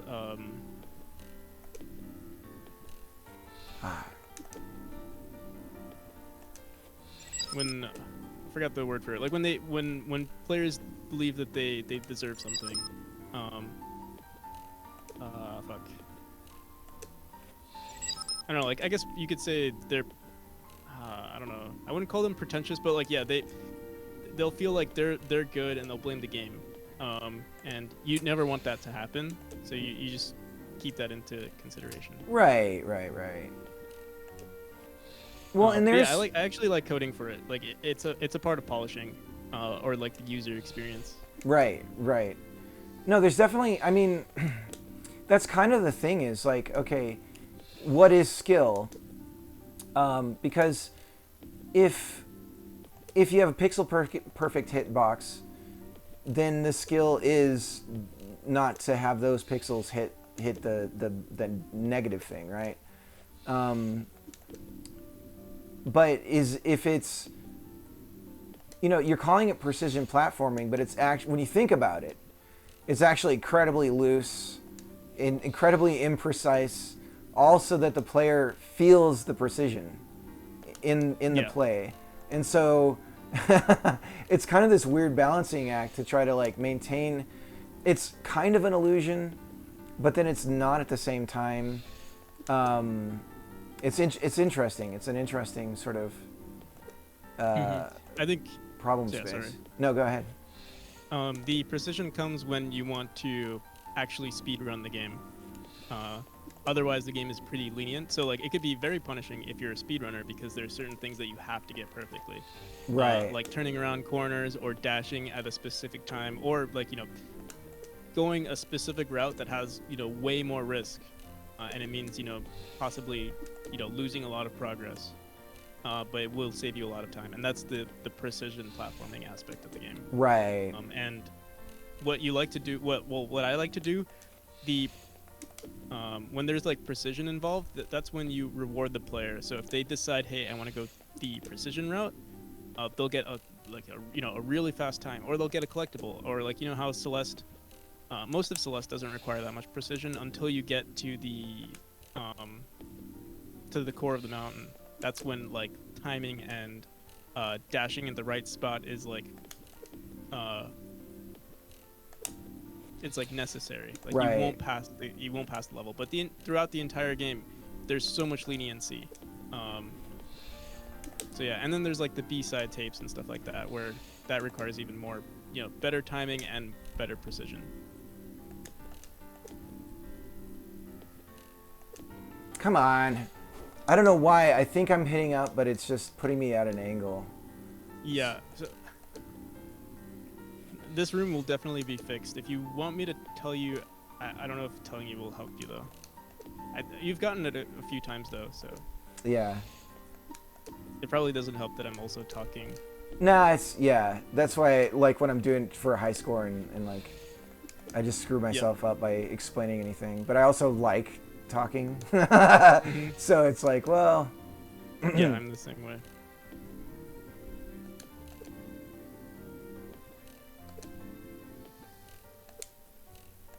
Ah, fuck. It's always the last one there when I actually get there. Okay. I like how I'm just like stubborn as a mule. Come on.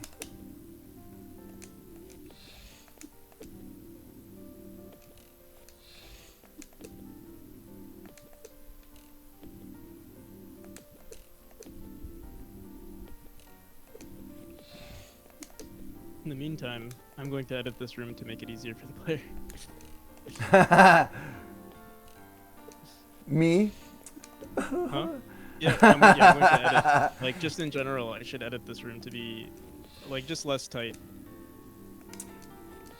It's interesting. I get. Okay, so like this part, I love it though. The whole thing is like, just giant. Hang on. Let me stop talking to my.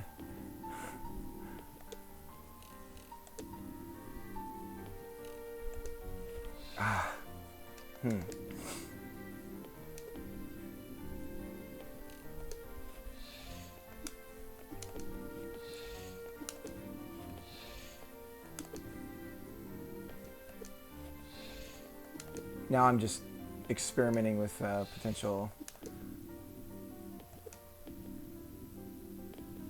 Okay.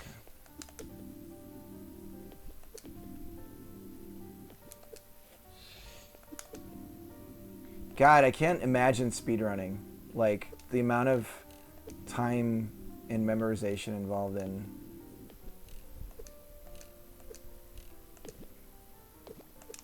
Ah, shit. So, okay, that little part.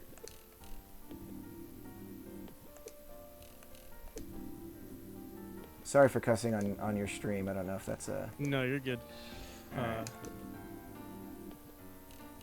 I try not to, but sometimes. Yeah, I try not to as well. It still comes out from time to time.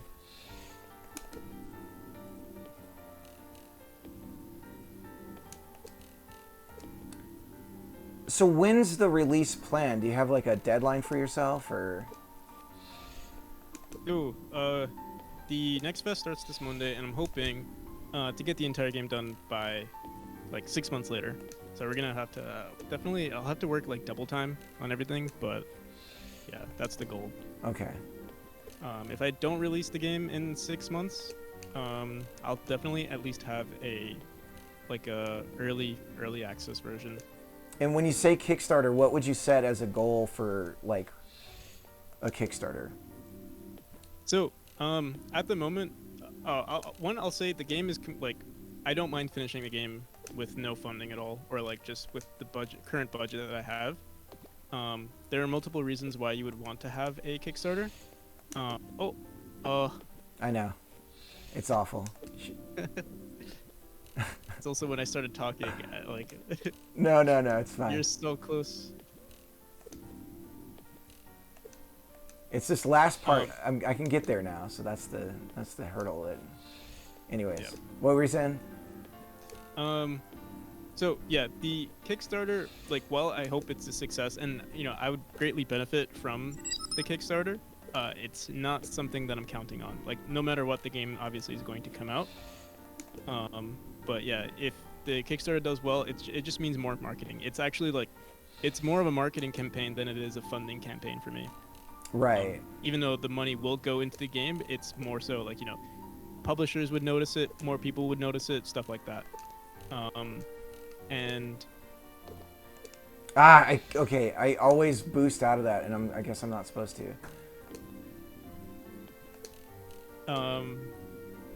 yeah, so I'm benefiting from that, but yeah, the money would just go into develop. I think most of the money would go into art, and music, and I mean, like, I put it because like the development and the programming aspect, I'm still gonna do myself, and I don't really need the money. Like, it doesn't really need to go into any of my personal life. If anything, maybe some money would go into like increasing the quality of the stream, maybe getting a better. I don't know. I feel like I already have everything for my stream, but who knows? Maybe that increase in money would be like, hey, I need a new webcam, or something like that. But Yeah. for the most part, the focus, you got the right focus on sound, which is funny. I think people go the other route. They go on quality first, but sound's far more important than like video. I think. Mhm.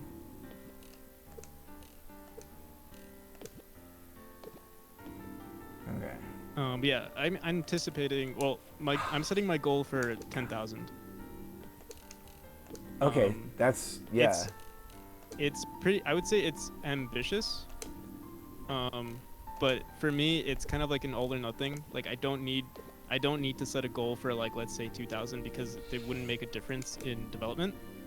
And higher goal Kickstarters tend to like gain more attraction. So if you were to set your goal as, like, let's say $2,000, I would say that's pretty relatively easy to get. Right. If you have something that, if you make your goals ambitious, and obviously, like, you have to make sure that the quality of your game matches that ambition. So, like, I can't just make a shitty there are a lot of clones out there of games that, like, already exist, but you could tell it's just like a retexture or like re-asset, like, or the assets are just replaced with store assets or something like that. Right. Yeah, you have to make sure that the quality of your Kickstarter matches, the quality of your Steam page, the quality of, like, any videos you post are, high up there, and yeah, you have to be ambitious. So I don't know what to expect, but it'll definitely be a learning lesson either way. It could totally fail, but I'm very okay with it being with it not doing so well. Yeah. I mean, the big, I've heard it a million times with Kickstarters, is like, just make sure that if you have rewards, they don't bankrupt you from whatever you could get from the Kickstarter. for sure. Yeah, they recommend not using like physical products, Right. because it just takes away. Like again, unless your goal is for the marketing. Like if it's only for the marketing, you don't need to rely on the money. Then having physical rewards is not a bad idea. If your game is fully developed and all you're doing is getting people attracted to your game, then yeah, go for it. Right. But yeah, another thing that people do is they fund their own campaigns, like at least a decent amount of their campaigns, so that they know that the game is or the Kickstarter is a success. I see. So if they have the money to do it. So they set a goal that they know they could pay out of pocket, and then whatever they get Exactly. is gravy. And I mean, they would be losing out on taxes, or like the likelihood of them having to pay the entire thing out of pocket is unlikely, unless it's like a super crap, unless it's just like some rich wannabe game dev who just like knows that they could throw money at their game. Right. Daddy's money. Yeah, exactly. Yeah. But I don't think that's usually the case. Right. Ah, shit. Okay, I feel like I have a better feel of this. I don't know if this is like I'm just sucking on this part. I'm definitely got a feel for it. Part of it's just getting psyched. That's Usually killing me lately. Usually when this happens for me in a game, taking a break is like the best solution because You know what? you know what you have to do. You could take a break. How about you take a break and then... I don't need a break. I could beat this on my first try. You son of a bitch.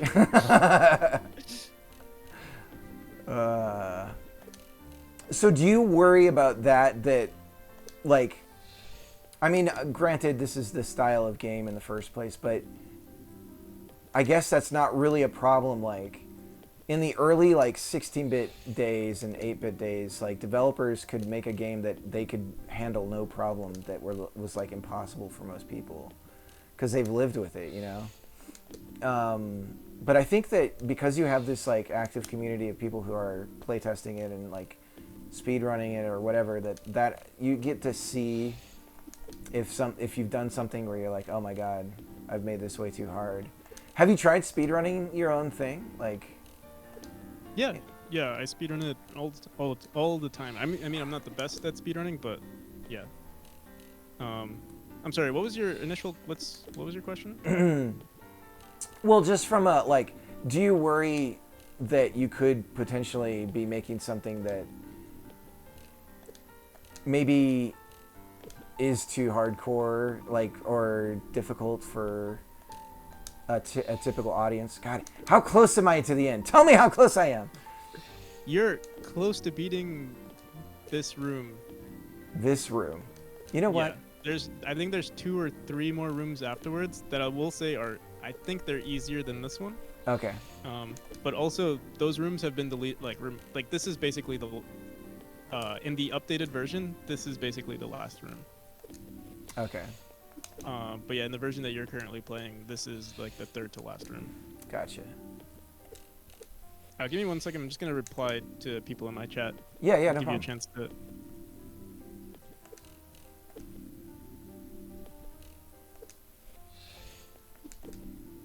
Now, the thing that sucks that I'm just realizing too is that this audio is under the exclusion of the VOD.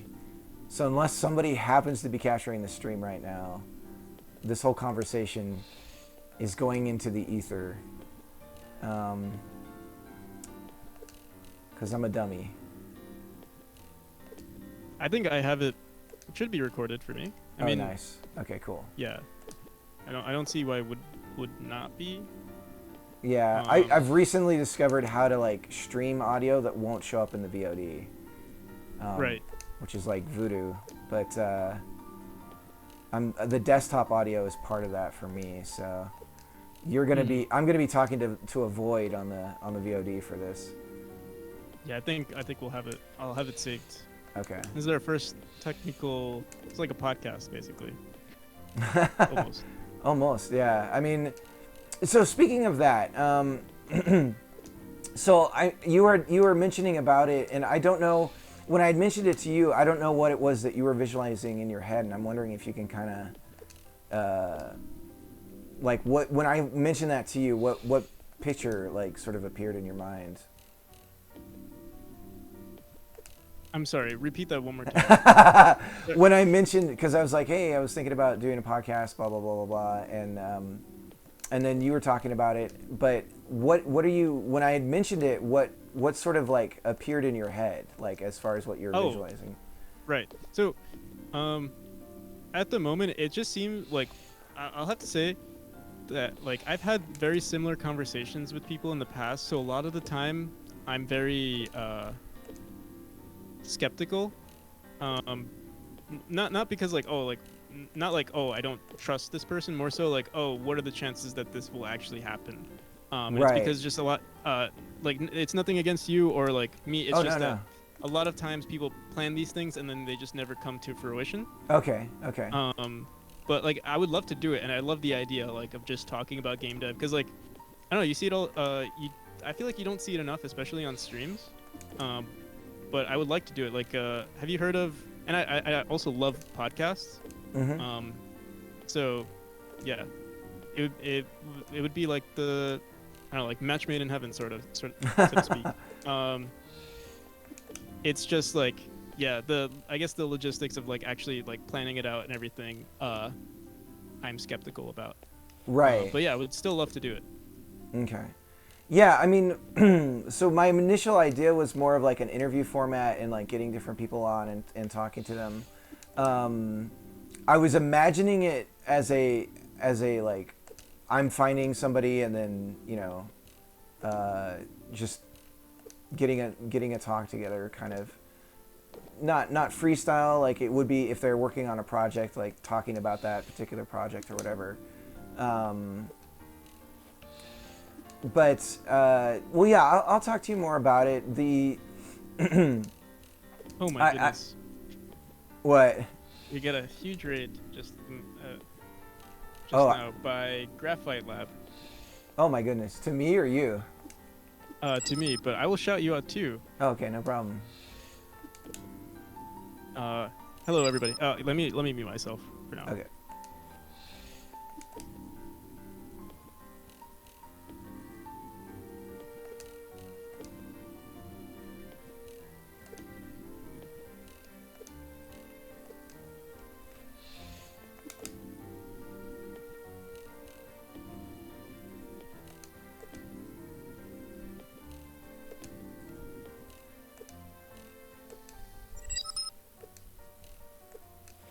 Ah!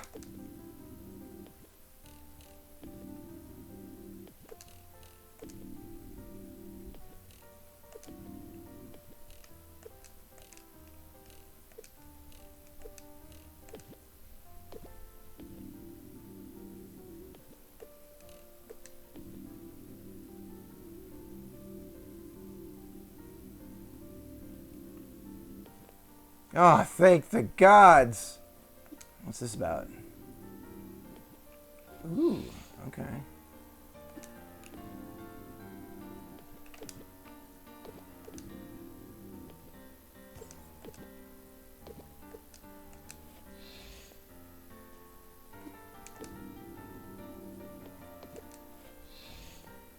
Mm.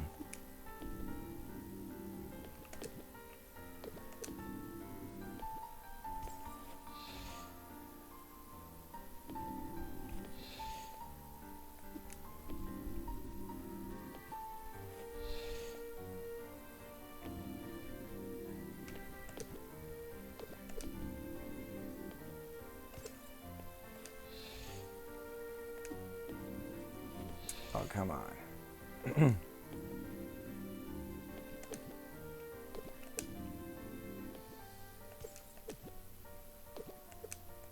Oh, okay, okay, okay. Hold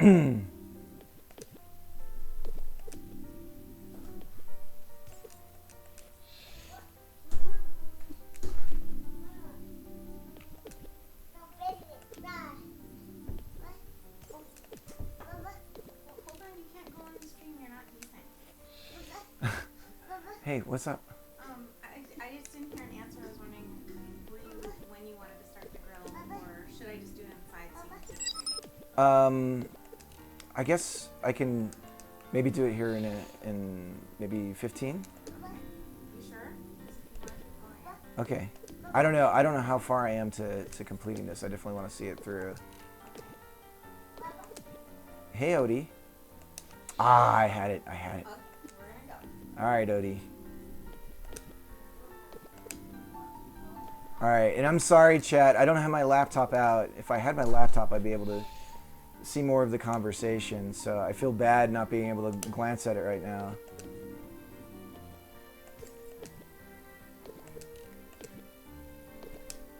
Oh, come on. I had it.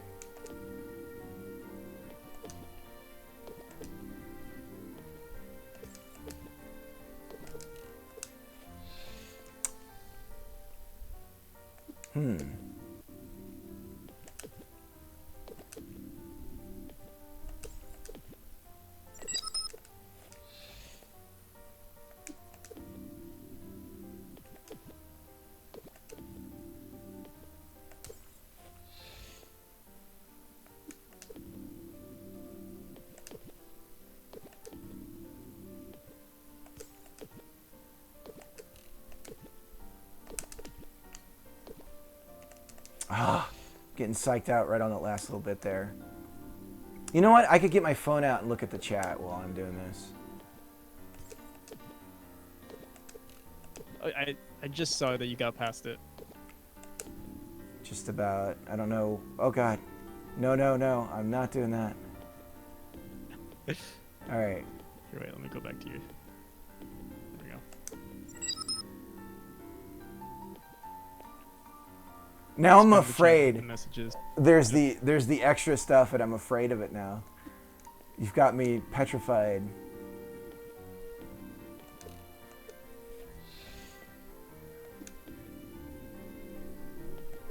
This area should be actually no. This is I believe this is the second to last room. Okay. I promised the family my infamous hamburgers. So my wife's like, get on the grill. I'm like, I'm sorry, I'm doing the stream.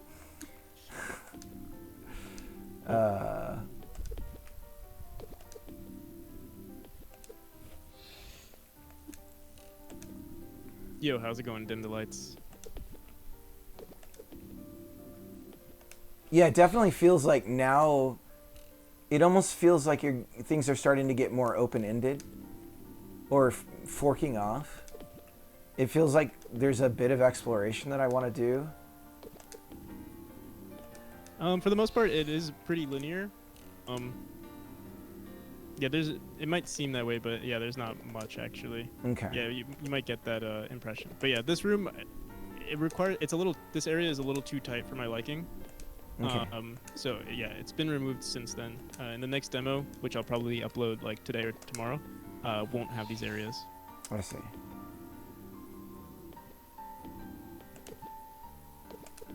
Also, Pooh Stack.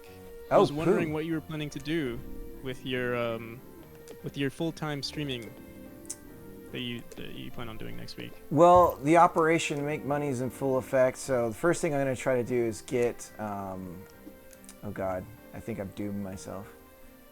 Oh, do not go there. Do not, No, it's better sweet, to kill yourself. sweet baby It's better to Jesus. kill Don't go there. No. It's too late. It's too late. Yeah. So there is a checkpoint there Right. up top, and there's Okay. another checkpoint right there. So if you go back to that area, it just gets reset. I guess what you could do is if you tag the checkpoints like 1, 2, 3, you know, in some sort of stack, the minute you get to a further checkpoint, you could just be like, I'm gonna null True. the other one. Yeah. But you might, I don't know, it might be something you want to actually have. So now I'm gonna F this up the whole time. That's great. So yeah, I keep wanting to dash in the void or whatever you want to call that. Yeah. There will be an update to this mechanic where you actually can dash in that mechanic, and it would like just push you out faster. Yeah. That'll happen in the near future. Pooh Stack. I'm really getting some nice Celeste vibes. I'm surely sending this to my friend. Oh, thank you, Poostack. Yeah, Pooh's a good. He's in the chat all the time. I think he's given you a follow too, if I recall. Yeah, that name sounds very familiar. It's very easy to remember.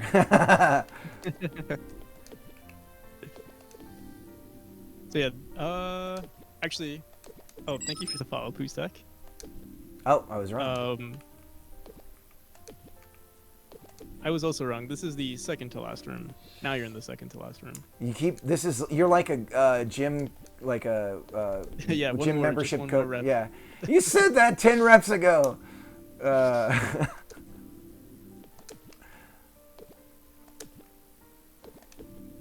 don't know where I'm going. See, this is where I feel like interesting. Yeah. Oh, this one is open-ended technically. But it all leads to the same area. But there's like the speed run way, right?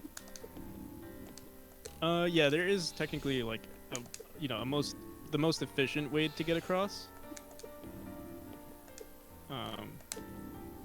But yeah, I don't think you'll be submitting this to the No, speedrun. The speedrunning community. I was thinking about my history of games, what would be one that I could speedrun. And I'm thinking the original Double Dragon on NES and Super Metroid would probably be where I could try to have a chance on something like that, or at least be interested in it. The toughest thing is coming up with something that hasn't been done yet. Yeah, definitely having a unique game idea is difficult, and like just expanding on that idea takes a lot of time. It's time consuming, and also with like having a unique idea, it's harder to like promote it because like there's like I think Right. a lot of game devs worry about their idea being stolen, which I think it's a unhealthy. Yeah. Like I don't know if you want to call it like a business choice. I think it's an unhealthy business choice. Like a lot of people in my with the amount of progress that I've made on this game, a lot of people would not release their game until it's done. But the thing is, you miss out on feedback. You miss out on people playtesting and finding bugs. You can create a closed beta, but it's gonna give your game way less, traffic. I much rather would just release the game and see what people think. Unless you're an established name, you need to. If you think that's a risk, it's a risk you have to take. Yeah. It's the same with like. Lost it. What was I gonna say? Like,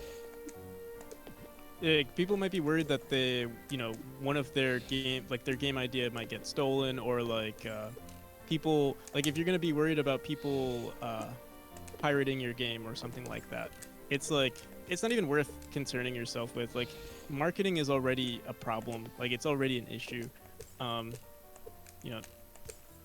You want to keep your problems to a minimum. It's interesting. Surprising number of Twitch streamers tend to pirate the games they play on stream. Interesting. Yeah.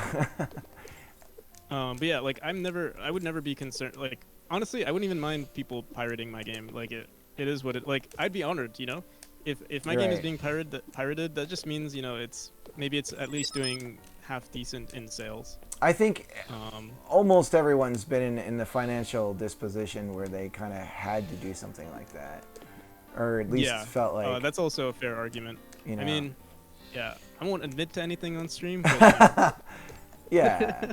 I mean, I was in I'm an old dude, so I was in high school during the Napster days, so. I'll just say I don't necessarily like supporting AAA games. Oh, really? Yeah. It depends, like if certain AAA games might not, might pass the muster.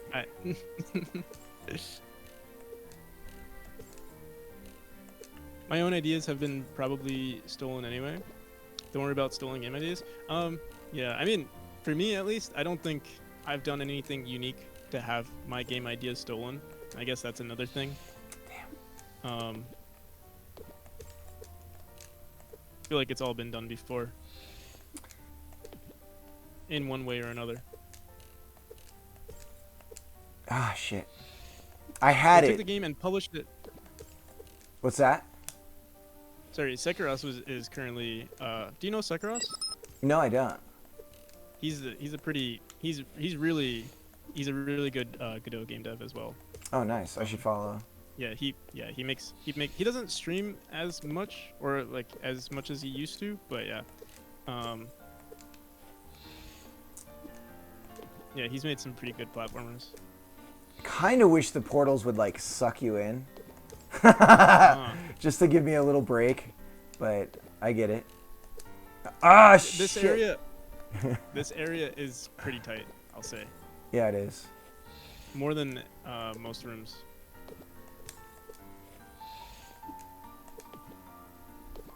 Yeah, you absolutely need to have some sort of Steam verification. Oh, but on that topic, yeah, Sakura said that they took one of his games and published it as on their own What? dodgy website full of troll softwares. That sucks. So yeah, I feel like Yeah, that that's sort of thing that's theft. Like, okay, Yeah. piracy. I mean, that's true piracy, right? Because you're taking someone else's work and flipping a profit like on profiting. it, right? So you're Whereas not, like piracy, yeah. I agree. yeah, Same, yeah. Like I would, honestly, I don't mind people if they did pirate my game. I understand, not having the finances to buy a game. And like honestly, for most people, if like they watch my stream, I'm probably like, if if I know you and you ask, hey, could I get the game for free? I'm gonna give it. Like I don't, maybe it's not a good business strategy, but I also don't mind. We're all gamers here. right. 48 minutes, not bad. Not bad. Really? 706 times. Shut up. Let's not talk about that. We're not going to talk about that part. We're not going to talk about that part. That's not too bad. 48 minutes, I would say that's like the average, or very close to the average. Oh, so I'm time for average. Someone who, yeah. And you spent a lot of time on that one section, so I feel like. Yeah. And I'm talking to the guy who made it, so there's that too. Yeah, exactly. There's a huge distraction there. Yeah. Let me get resituated here, and then I'm gonna. I'll close things out here. There's a ton in the chat too that I probably have to keep track of. Oh. All right. It's really not a verification thing. It's only to make sure your game is not being misused. So what exactly? What is the Steam verification thing that you're talking about? Is it like the agreement that players have to check? Sometimes I see video games that do that. You have to like scroll down through their terms of use, terms of service, or whatever.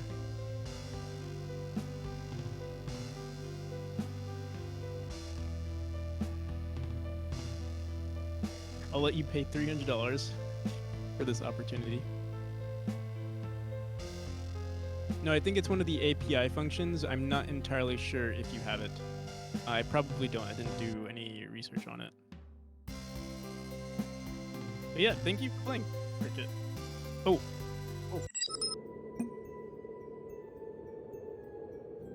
Yep, I can hear you. Little. No, you're good.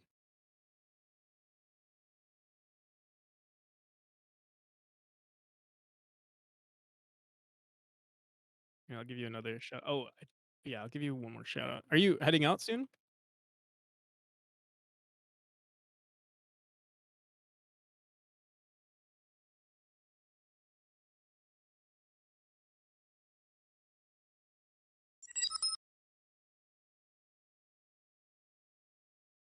Oh no, I hear you. I wonder, do they hear me?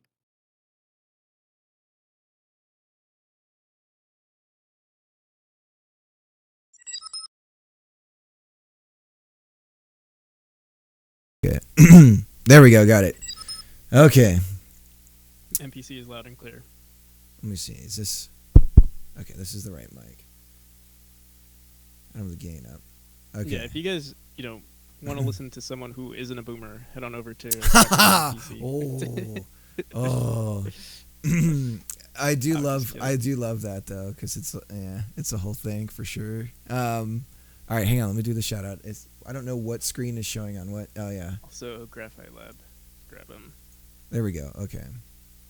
All right, thank you for the follow. I've been missing all these follows. Sorry about that. My main audio it was not hooked in, so. Oh dear God. Okay, now it's happening. Okay, hang on. Juho, Jason. Oh, Jason. He's also another Godot developer, Oh, nice. and so is Juho. I'm sure. Jason. Yeah, Jasonify. Thanks for the follow. Juho, thanks for the follow too. Yeah, I mean, so mainly what I'm working on right now is just like it's like a chat game kind of thing, kind of like Stream Avatars. And then I made the crazy decision to start putting everything into C#. I have different reasons for it, but it's mostly to get rid of the runtime issues that I'm afraid of happening. Like, this kind of thing needs to be like really stable. Because it just has to run constantly, and the states and everything are going to be changing a lot. So that's why I'm switching over to that. But anyways, no, I enjoyed the talk for sure. So I guess okay. So what am I showing on the stream? Okay, so when I'm trying to think of like constructive criticisms or like anything like that. But I think that you're so focused on the polish and everything, and your head is where it needs to be, that I don't know that I could really offer anything because you're actively working on it. You know what I mean? Like you're talking about the things that I'm feeling, as stuff to work on. Yeah, I don't know. Yeah, I would say most of the time, the feedback given from people who play test almost isn't necessary, because how you play is the best form of feedback. Because I could just see, like, I saw you you got really stuck on that one area, and immediately I knew, like, okay, hey, this area needs to be fixed. And I actually I don't know if you know Saltoons. He's another streamer who uses Godot. He was struggling with that same exact area as well. So yeah, it's usually like while I do appreciate feedback from people, yeah, I don't want to sound pretentious and be like, oh yeah, I already know, but like a lot of the time, I have thought of like the suggestion that someone has made, and it's more so just seeing, like, sometimes people don't even know, especially with like gamers, like non-developers, they look at your game and they don't know how to put their criticism into words. And sometimes they'll just make it up. They'll be like, "Oh, this is wrong because of this," but that might not be the problem. Seeing how they play will tell me exactly what's wrong. From watching you play, honestly, you're actually, I would say, one of the better players of the game. Because, like, I mean, yeah, it just seems like you are familiar with platforms. There was never a time where I had to tell you exactly what to do. Like, even like the puzzle, remember that first area where you had to like dash and get the collectible? You figured that all out on your own, and that's typical. Like, I think you spent a healthy amount of time on it, trying to figure it out, and that's exactly what I want. I want the player to feel like, they were smart for figuring it out.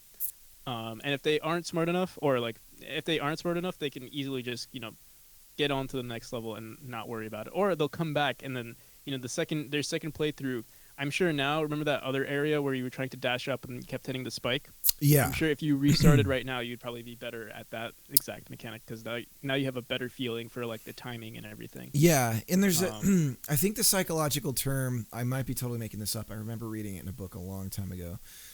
But there's this concept called, I believe it's called remembrance, which is essentially when you're beating your head against something difficult or that takes mastery, there is that thing of sleep on it, right? Step away from it, come back, and you're gonna do it like the first try without even thinking about it, because there's something like your subconscious has to work the problem in order for there to be any like advancement or something along those lines. That's probably 100% true on coming back to it and being able to blast through those things again. So that was one thing that I was thinking about, though, that's interesting to me is so because I'm the kind of player that sorry for my raspy voice. No, you're fine. I'm the kind of player that like wants to get all of the little berries that people like, the little extras that are thrown in there. So, but I realized, I'm streaming, so it's like, okay, I should just keep moving. That would probably knock about 8 minutes off my time. I'm guessing the time I spent. But Yeah. anyways, I mean, it's possible to take that idea and like new game plus it, where those things only show up after you've beaten it, right? But I see doing why you do that too, so that when people want to get, they see that thing and they want to try and get it, that they have the chance to on the first go about. Yeah. Yeah, I mean, it's interesting. I mean, I didn't use grab at all, so I really appreciate that you did put in. You can press and hold. Yeah, it was definitely a feature, especially with people using the keyboard. Just reducing the amount of buttons that the player has to press is just, it, yeah, it's just increases the quality of life, and you still have the option to press it. So if you are, there shouldn't, if your timing shouldn't ever actually have to rely on the climb button, but for people who want that like assurance, they have it. Um, and sometimes they'll be rewarded for it. And then another thing you were saying, like, like you can go for the collectible, and you'll feel rewarded for it. Oh well, actually, at the moment, there's nothing that actually rewards the player. It's just a number at the end of the credits that say like, hey, you collected, all of the berries or all of the collectibles or all of the objects, but there's nothing that actually tells you. Or no, yeah, there's nothing that rewards the player. But I plan on adding like skins to the game. That's like and one of the end goals. Um, and on that note, I might have already mentioned this, but there's this thing that you should do in level design, and that's to not punish people for being bad, but reward players for being good. And that's like the best thing you can do. Right. Yeah, but it's interesting because you are dealing with a genre of platforming that is supposed to be challenging. So you have to like, there's a needle you have to thread there. That's kind of an interesting problem. But I think you're conscious about things like Coyote Time and even that you were mentioning the whole hitbox thing. And there's like 100 ways to go about that, like resizing. Maybe you Coyote Time the hitbox when you're coming out of those voids or whatever they're called. So that when you're leaving the void, your hitbox resizes slowly with a tween or something to your what it's supposed to be when you're not inside of it. So Yeah. You could do something like that, Or just make. Yeah, exactly. That's actually not bad. I would have to figure out like if there are any cases where that would be like I feel like there would be. So either you fix the hitboxes or you just work around, like the level design could sometimes work around. So remember that bug where like you were you were in that twilight state, and then the second you exited the twilight zone, you were still in that twilight state. Yeah. The quickest fix for me was literally to just make that twilight smaller, and that's what I did in the updated version. So like sometimes your level design could just fix the fix for the features that you might be lacking in the game, because like you could spend hours on hours just trying to polish everything on like solving for every edge case, or you could just make it never happen. right? And that's what I did for some of my like. There's another issue currently with the game, where I think it's a quick fix where like if you go from one spring to another spring, if there are two springs right next to each other, going from one bounce state to the other bounce state could like screw up the player. So my solution was just to spread apart the springs, so you'll never be really close to another spring while you're still in the bounce state. That was my quick solution, but maybe one day I'll have to revisit it. Yeah, and that's the other thing is the more. I mean, literally, I think we've all experienced it, but the more conditions, like the more that you have something getting checked in, and like a stack of conditionals, the more you're actually, it's pretty much what you're saying, the more you're creating other edge cases. It's almost like you're trapping yourself Yeah. When you're dealing with when it that sort of grows over time. But yeah, overall, let me real quick say hi to Aria. Thanks for joining. I just gave a shout out. You should be able to see it in the chat. I just played Practical's Memori game. You can wishlist it on Steam right now. And so I always forget the name of the Steam Fest thing that you're doing right now. What the hell's it called? Yep. You got it. Steam Next Fest. Oh my god! I just made it up in my head and it worked. Yeah. Yep. Sweet. Yep, I mean, it's pretty like Steam's been doing this pretty often. Like they're having like some sort of event, and it's pretty common. So like right now they're doing the Steam Next Fest, but like just a week ago I think they had like the summer sports event, and it's basically the same thing. Like it's just gonna be a dedicated, like if you go on here, let me see if they have anything on Steam right now. Usually, like if they have the Steam summer sale, they'll show all the games that are available, and that's exactly what the Steam Next Fest is. It's kind of like, it looks exactly like the Steam summer sale or winter sale or something like that. It's just that your game is going to be showcased. It's going to have a higher priority over other games. But yeah, that's all it is, and I'm just I don't know what to expect from it, but I'm hoping it just gets me more traffic, like more people interested in the game. So if you scroll down like to my like on the bottom of my Steam page, or like just slightly, you'll see that I have like my my Discord, my Twitch. So I'm just hoping that this event just brings more people in. Yeah, for when I do the the Kickstarter, or for when I do any other speedrunning events and stuff like that. So what I plan on doing simultaneously with all of this is doing a speedrunning competition. yes. And hopefully that grabs more attention too. I really don't know what to expect from this whole thing, but we're gonna we're giving it we're going at it full throttle and trying to maximize on it.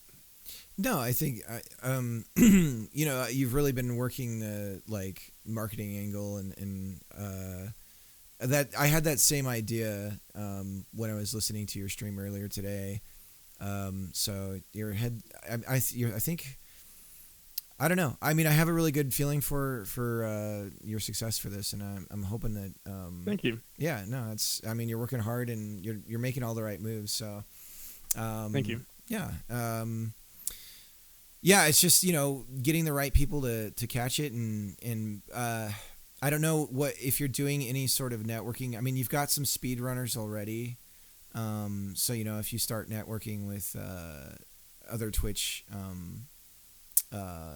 people, and when the game's ready, either I don't know what's more important, having a successful Kickstarter, or it's my understanding that the algorithm juice for Steam still works in a way where it's really your first week that's like critically important, because that's yeah, go ahead. That, and also just I don't have like, from the research that I've done, I do need to do more, but like from what I've seen, having a large amount of preparing, the longer your project has been out there, so like you want to create your Steam page ASAP and collect as you have your own community, and you have people wishlisting your game, getting those numbers up so that when you do release, wishlists notify people that your game is coming out, but it also is a metric that Steam uses to determine like, hey, is this game good enough to be showcased as like a new release? And like Steam has that, right? Like if you go into the store page and you scroll down,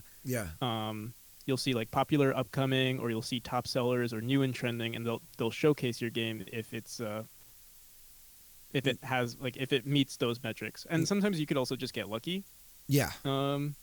But yeah, like right now I'm looking at this game called Smushy Come Home, and I've seen this like all over Reddit, so I know they've been preparing to get this like up and out. Like they probably have a community, they probably have I want to say they stream. I'm not entirely sure, but yeah, I know I've seen their posts all around like Reddit and Twitter, so they're doing something right.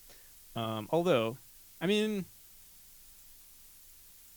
229, it's not too bad. I don't know the like ratio of like ratings to purchases, but I'm sure they're doing pretty well for themselves. I mean, they have very positive reviews, and their game is $20, so I'm sure they made a decent amount of money from that.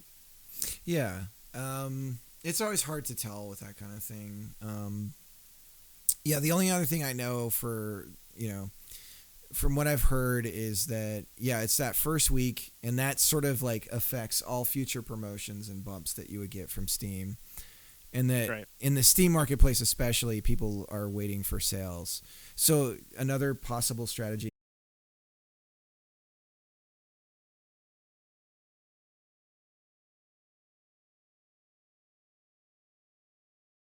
is your sales up as much as you Yeah. could get. Yeah, there's like a release sale that you can do. Yeah. So, but Um, yeah, what was you gonna say? I was gonna say one more thing. There is another thing to, just another random fact for anyone interested. There's another thing that you could do to just boost up your page, and it's kind of like similar to all social media, where if you're making updates to your Steam page, so you can see down there, if you scroll down to my page, I have like events and announcements, and I've only done 2 so far. But like keeping your audience up to date and keeping your Steam page up to date, updating your screenshots, updating the demo, updating the game itself, like just creating new versions of your game, is another way to boost yourself in the algorithm. Yeah. Um, Yeah. yeah, there definitely is a right way to do things, and I think a lot of game devs tend to avoid. Like even I do sometimes. Like the marketing aspect, it's just an entirely different game. Like most people would much prefer to have like I don't know, a publisher handle these things, because it can be stressful because it's all about numbers, and like I don't know, as a game dev, I feel like most people have like I feel like most game devs are just programmers with this inner child that just wants to make something fun, and marketing I feel takes away from that fun a lot of the time. But it's definitely important. Yeah. Yeah, I think that there's a if you don't build, it's like a muscle that you need to exercise, because you need to be putting some amount of effort into it. Otherwise, if you don't have the bandwidth for it, then it literally doesn't exist. If you're not pushing it in some way and trying to get people to see it, it just doesn't exist. And especially the way that people's minds work now, and you were talking about podcasts and stuff like that. The way that most people in like the gaming space and those kinds of podcasts, they curate what they talk about and stuff based off of what hit a news feed. Yep.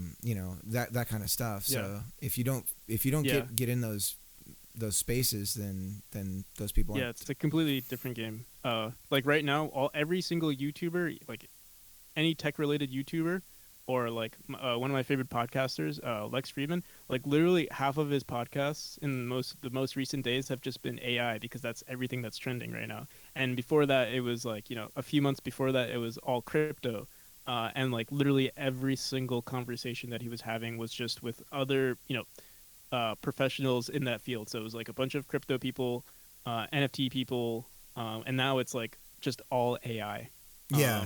And then if you look at YouTubers now, it's like, oh, I am making a game with AI, like the typical clickbait thumbnail and stuff like that. It's like, oh, here I made a video game with AI, or like how is AI affect, like the keyword is AI, and then you add your your long tail Right. keyword to it, and then and that's it, and then let the numbers rack in. Yeah. It's just difficult to do that as a game dev when you're focusing on, like, if you're trying to be and like I don't like the word influencer, but like if you're trying to be popular in a certain field, or popular in game dev right now, you want to be talking about AI or whatever is trending. Like you can go on, I think there's Google Trends or whatever it's called. Just figure out what people are typing or searching up, and what is it called? Google Trends?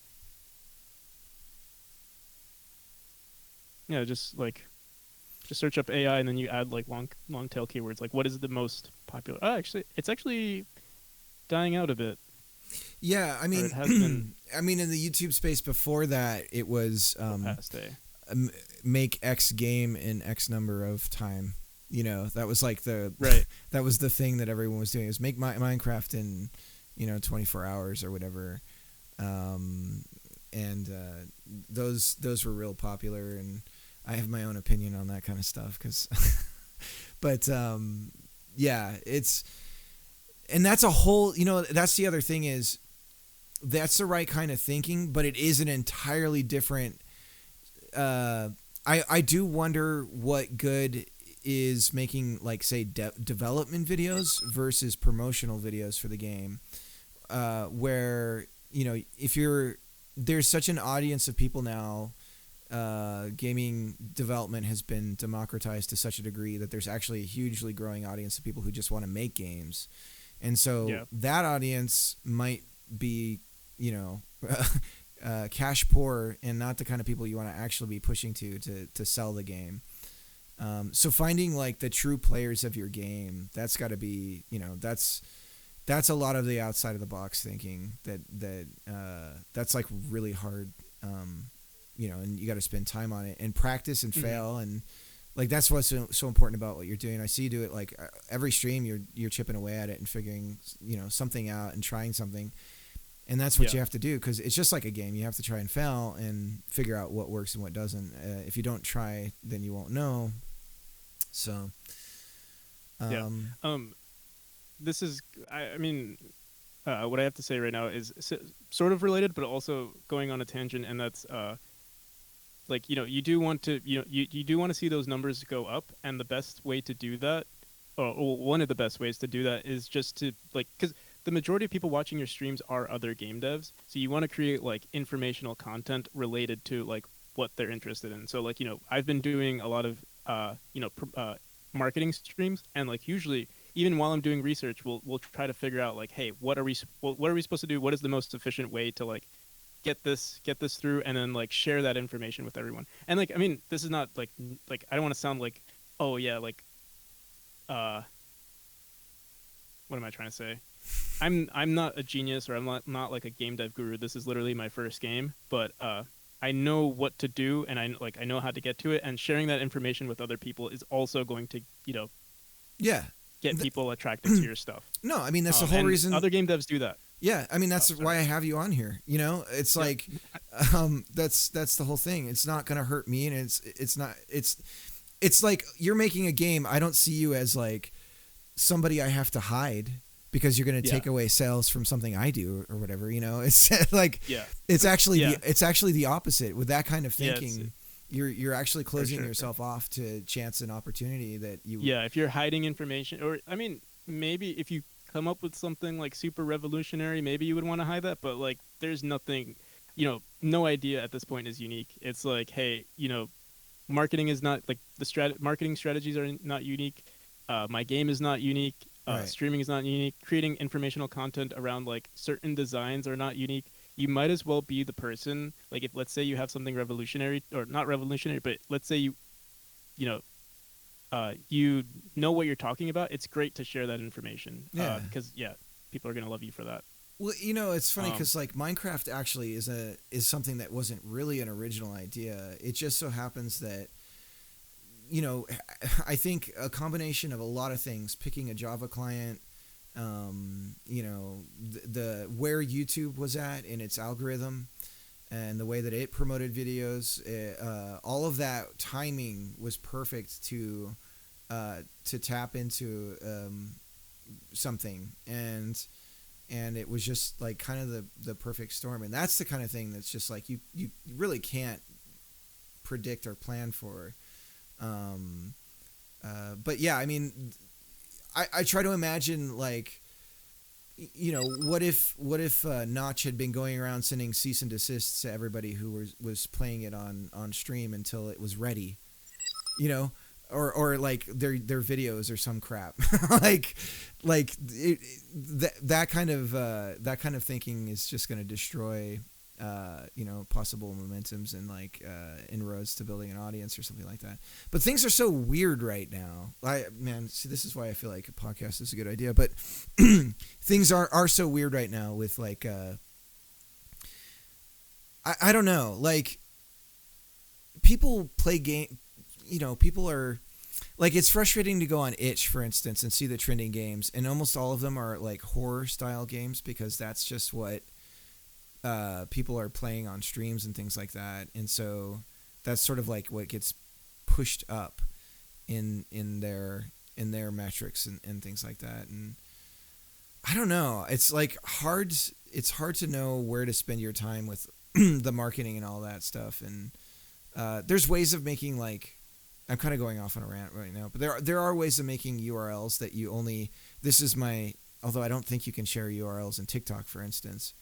But in these spaces, you can make custom URLs that you can use to track where people are actually finding you, so that you at least know where the original link had been copied from. So there's some tricks to that kind of stuff where you can kind of SEO and like metrics things to at least get a measurement of where maybe you should be spending your time. But on platforms like TikTok and Itch, or not Itch, but Instagram, for instance, those platforms, you really can't even put links in them. So sometimes I wonder how helpful is that? Wait, you said you can't. You said you can't put links in Itch? Well, I guess you can in a comment. Not Itch, sorry, Instagram.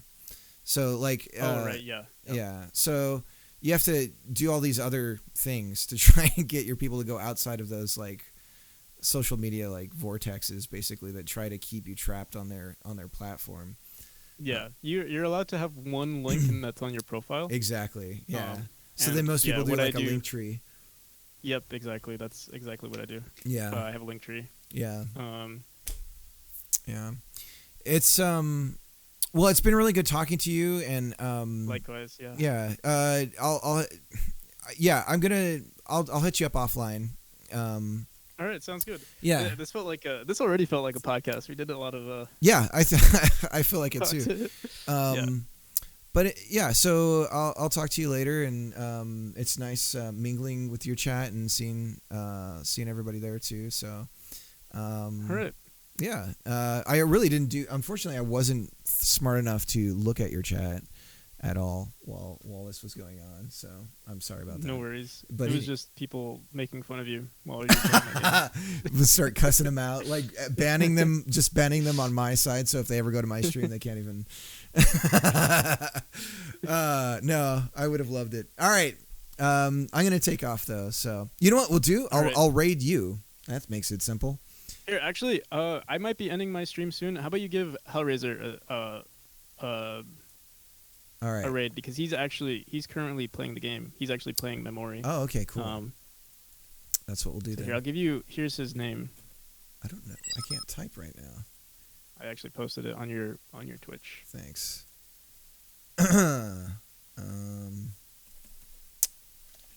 I may have unplugged my USB here really quick. Give me a second. At least my keyboard's not. You know what I'll do it from my phone. The difference between someone who has never played the game and someone who's like, he's literally the top speedrunner. He got what?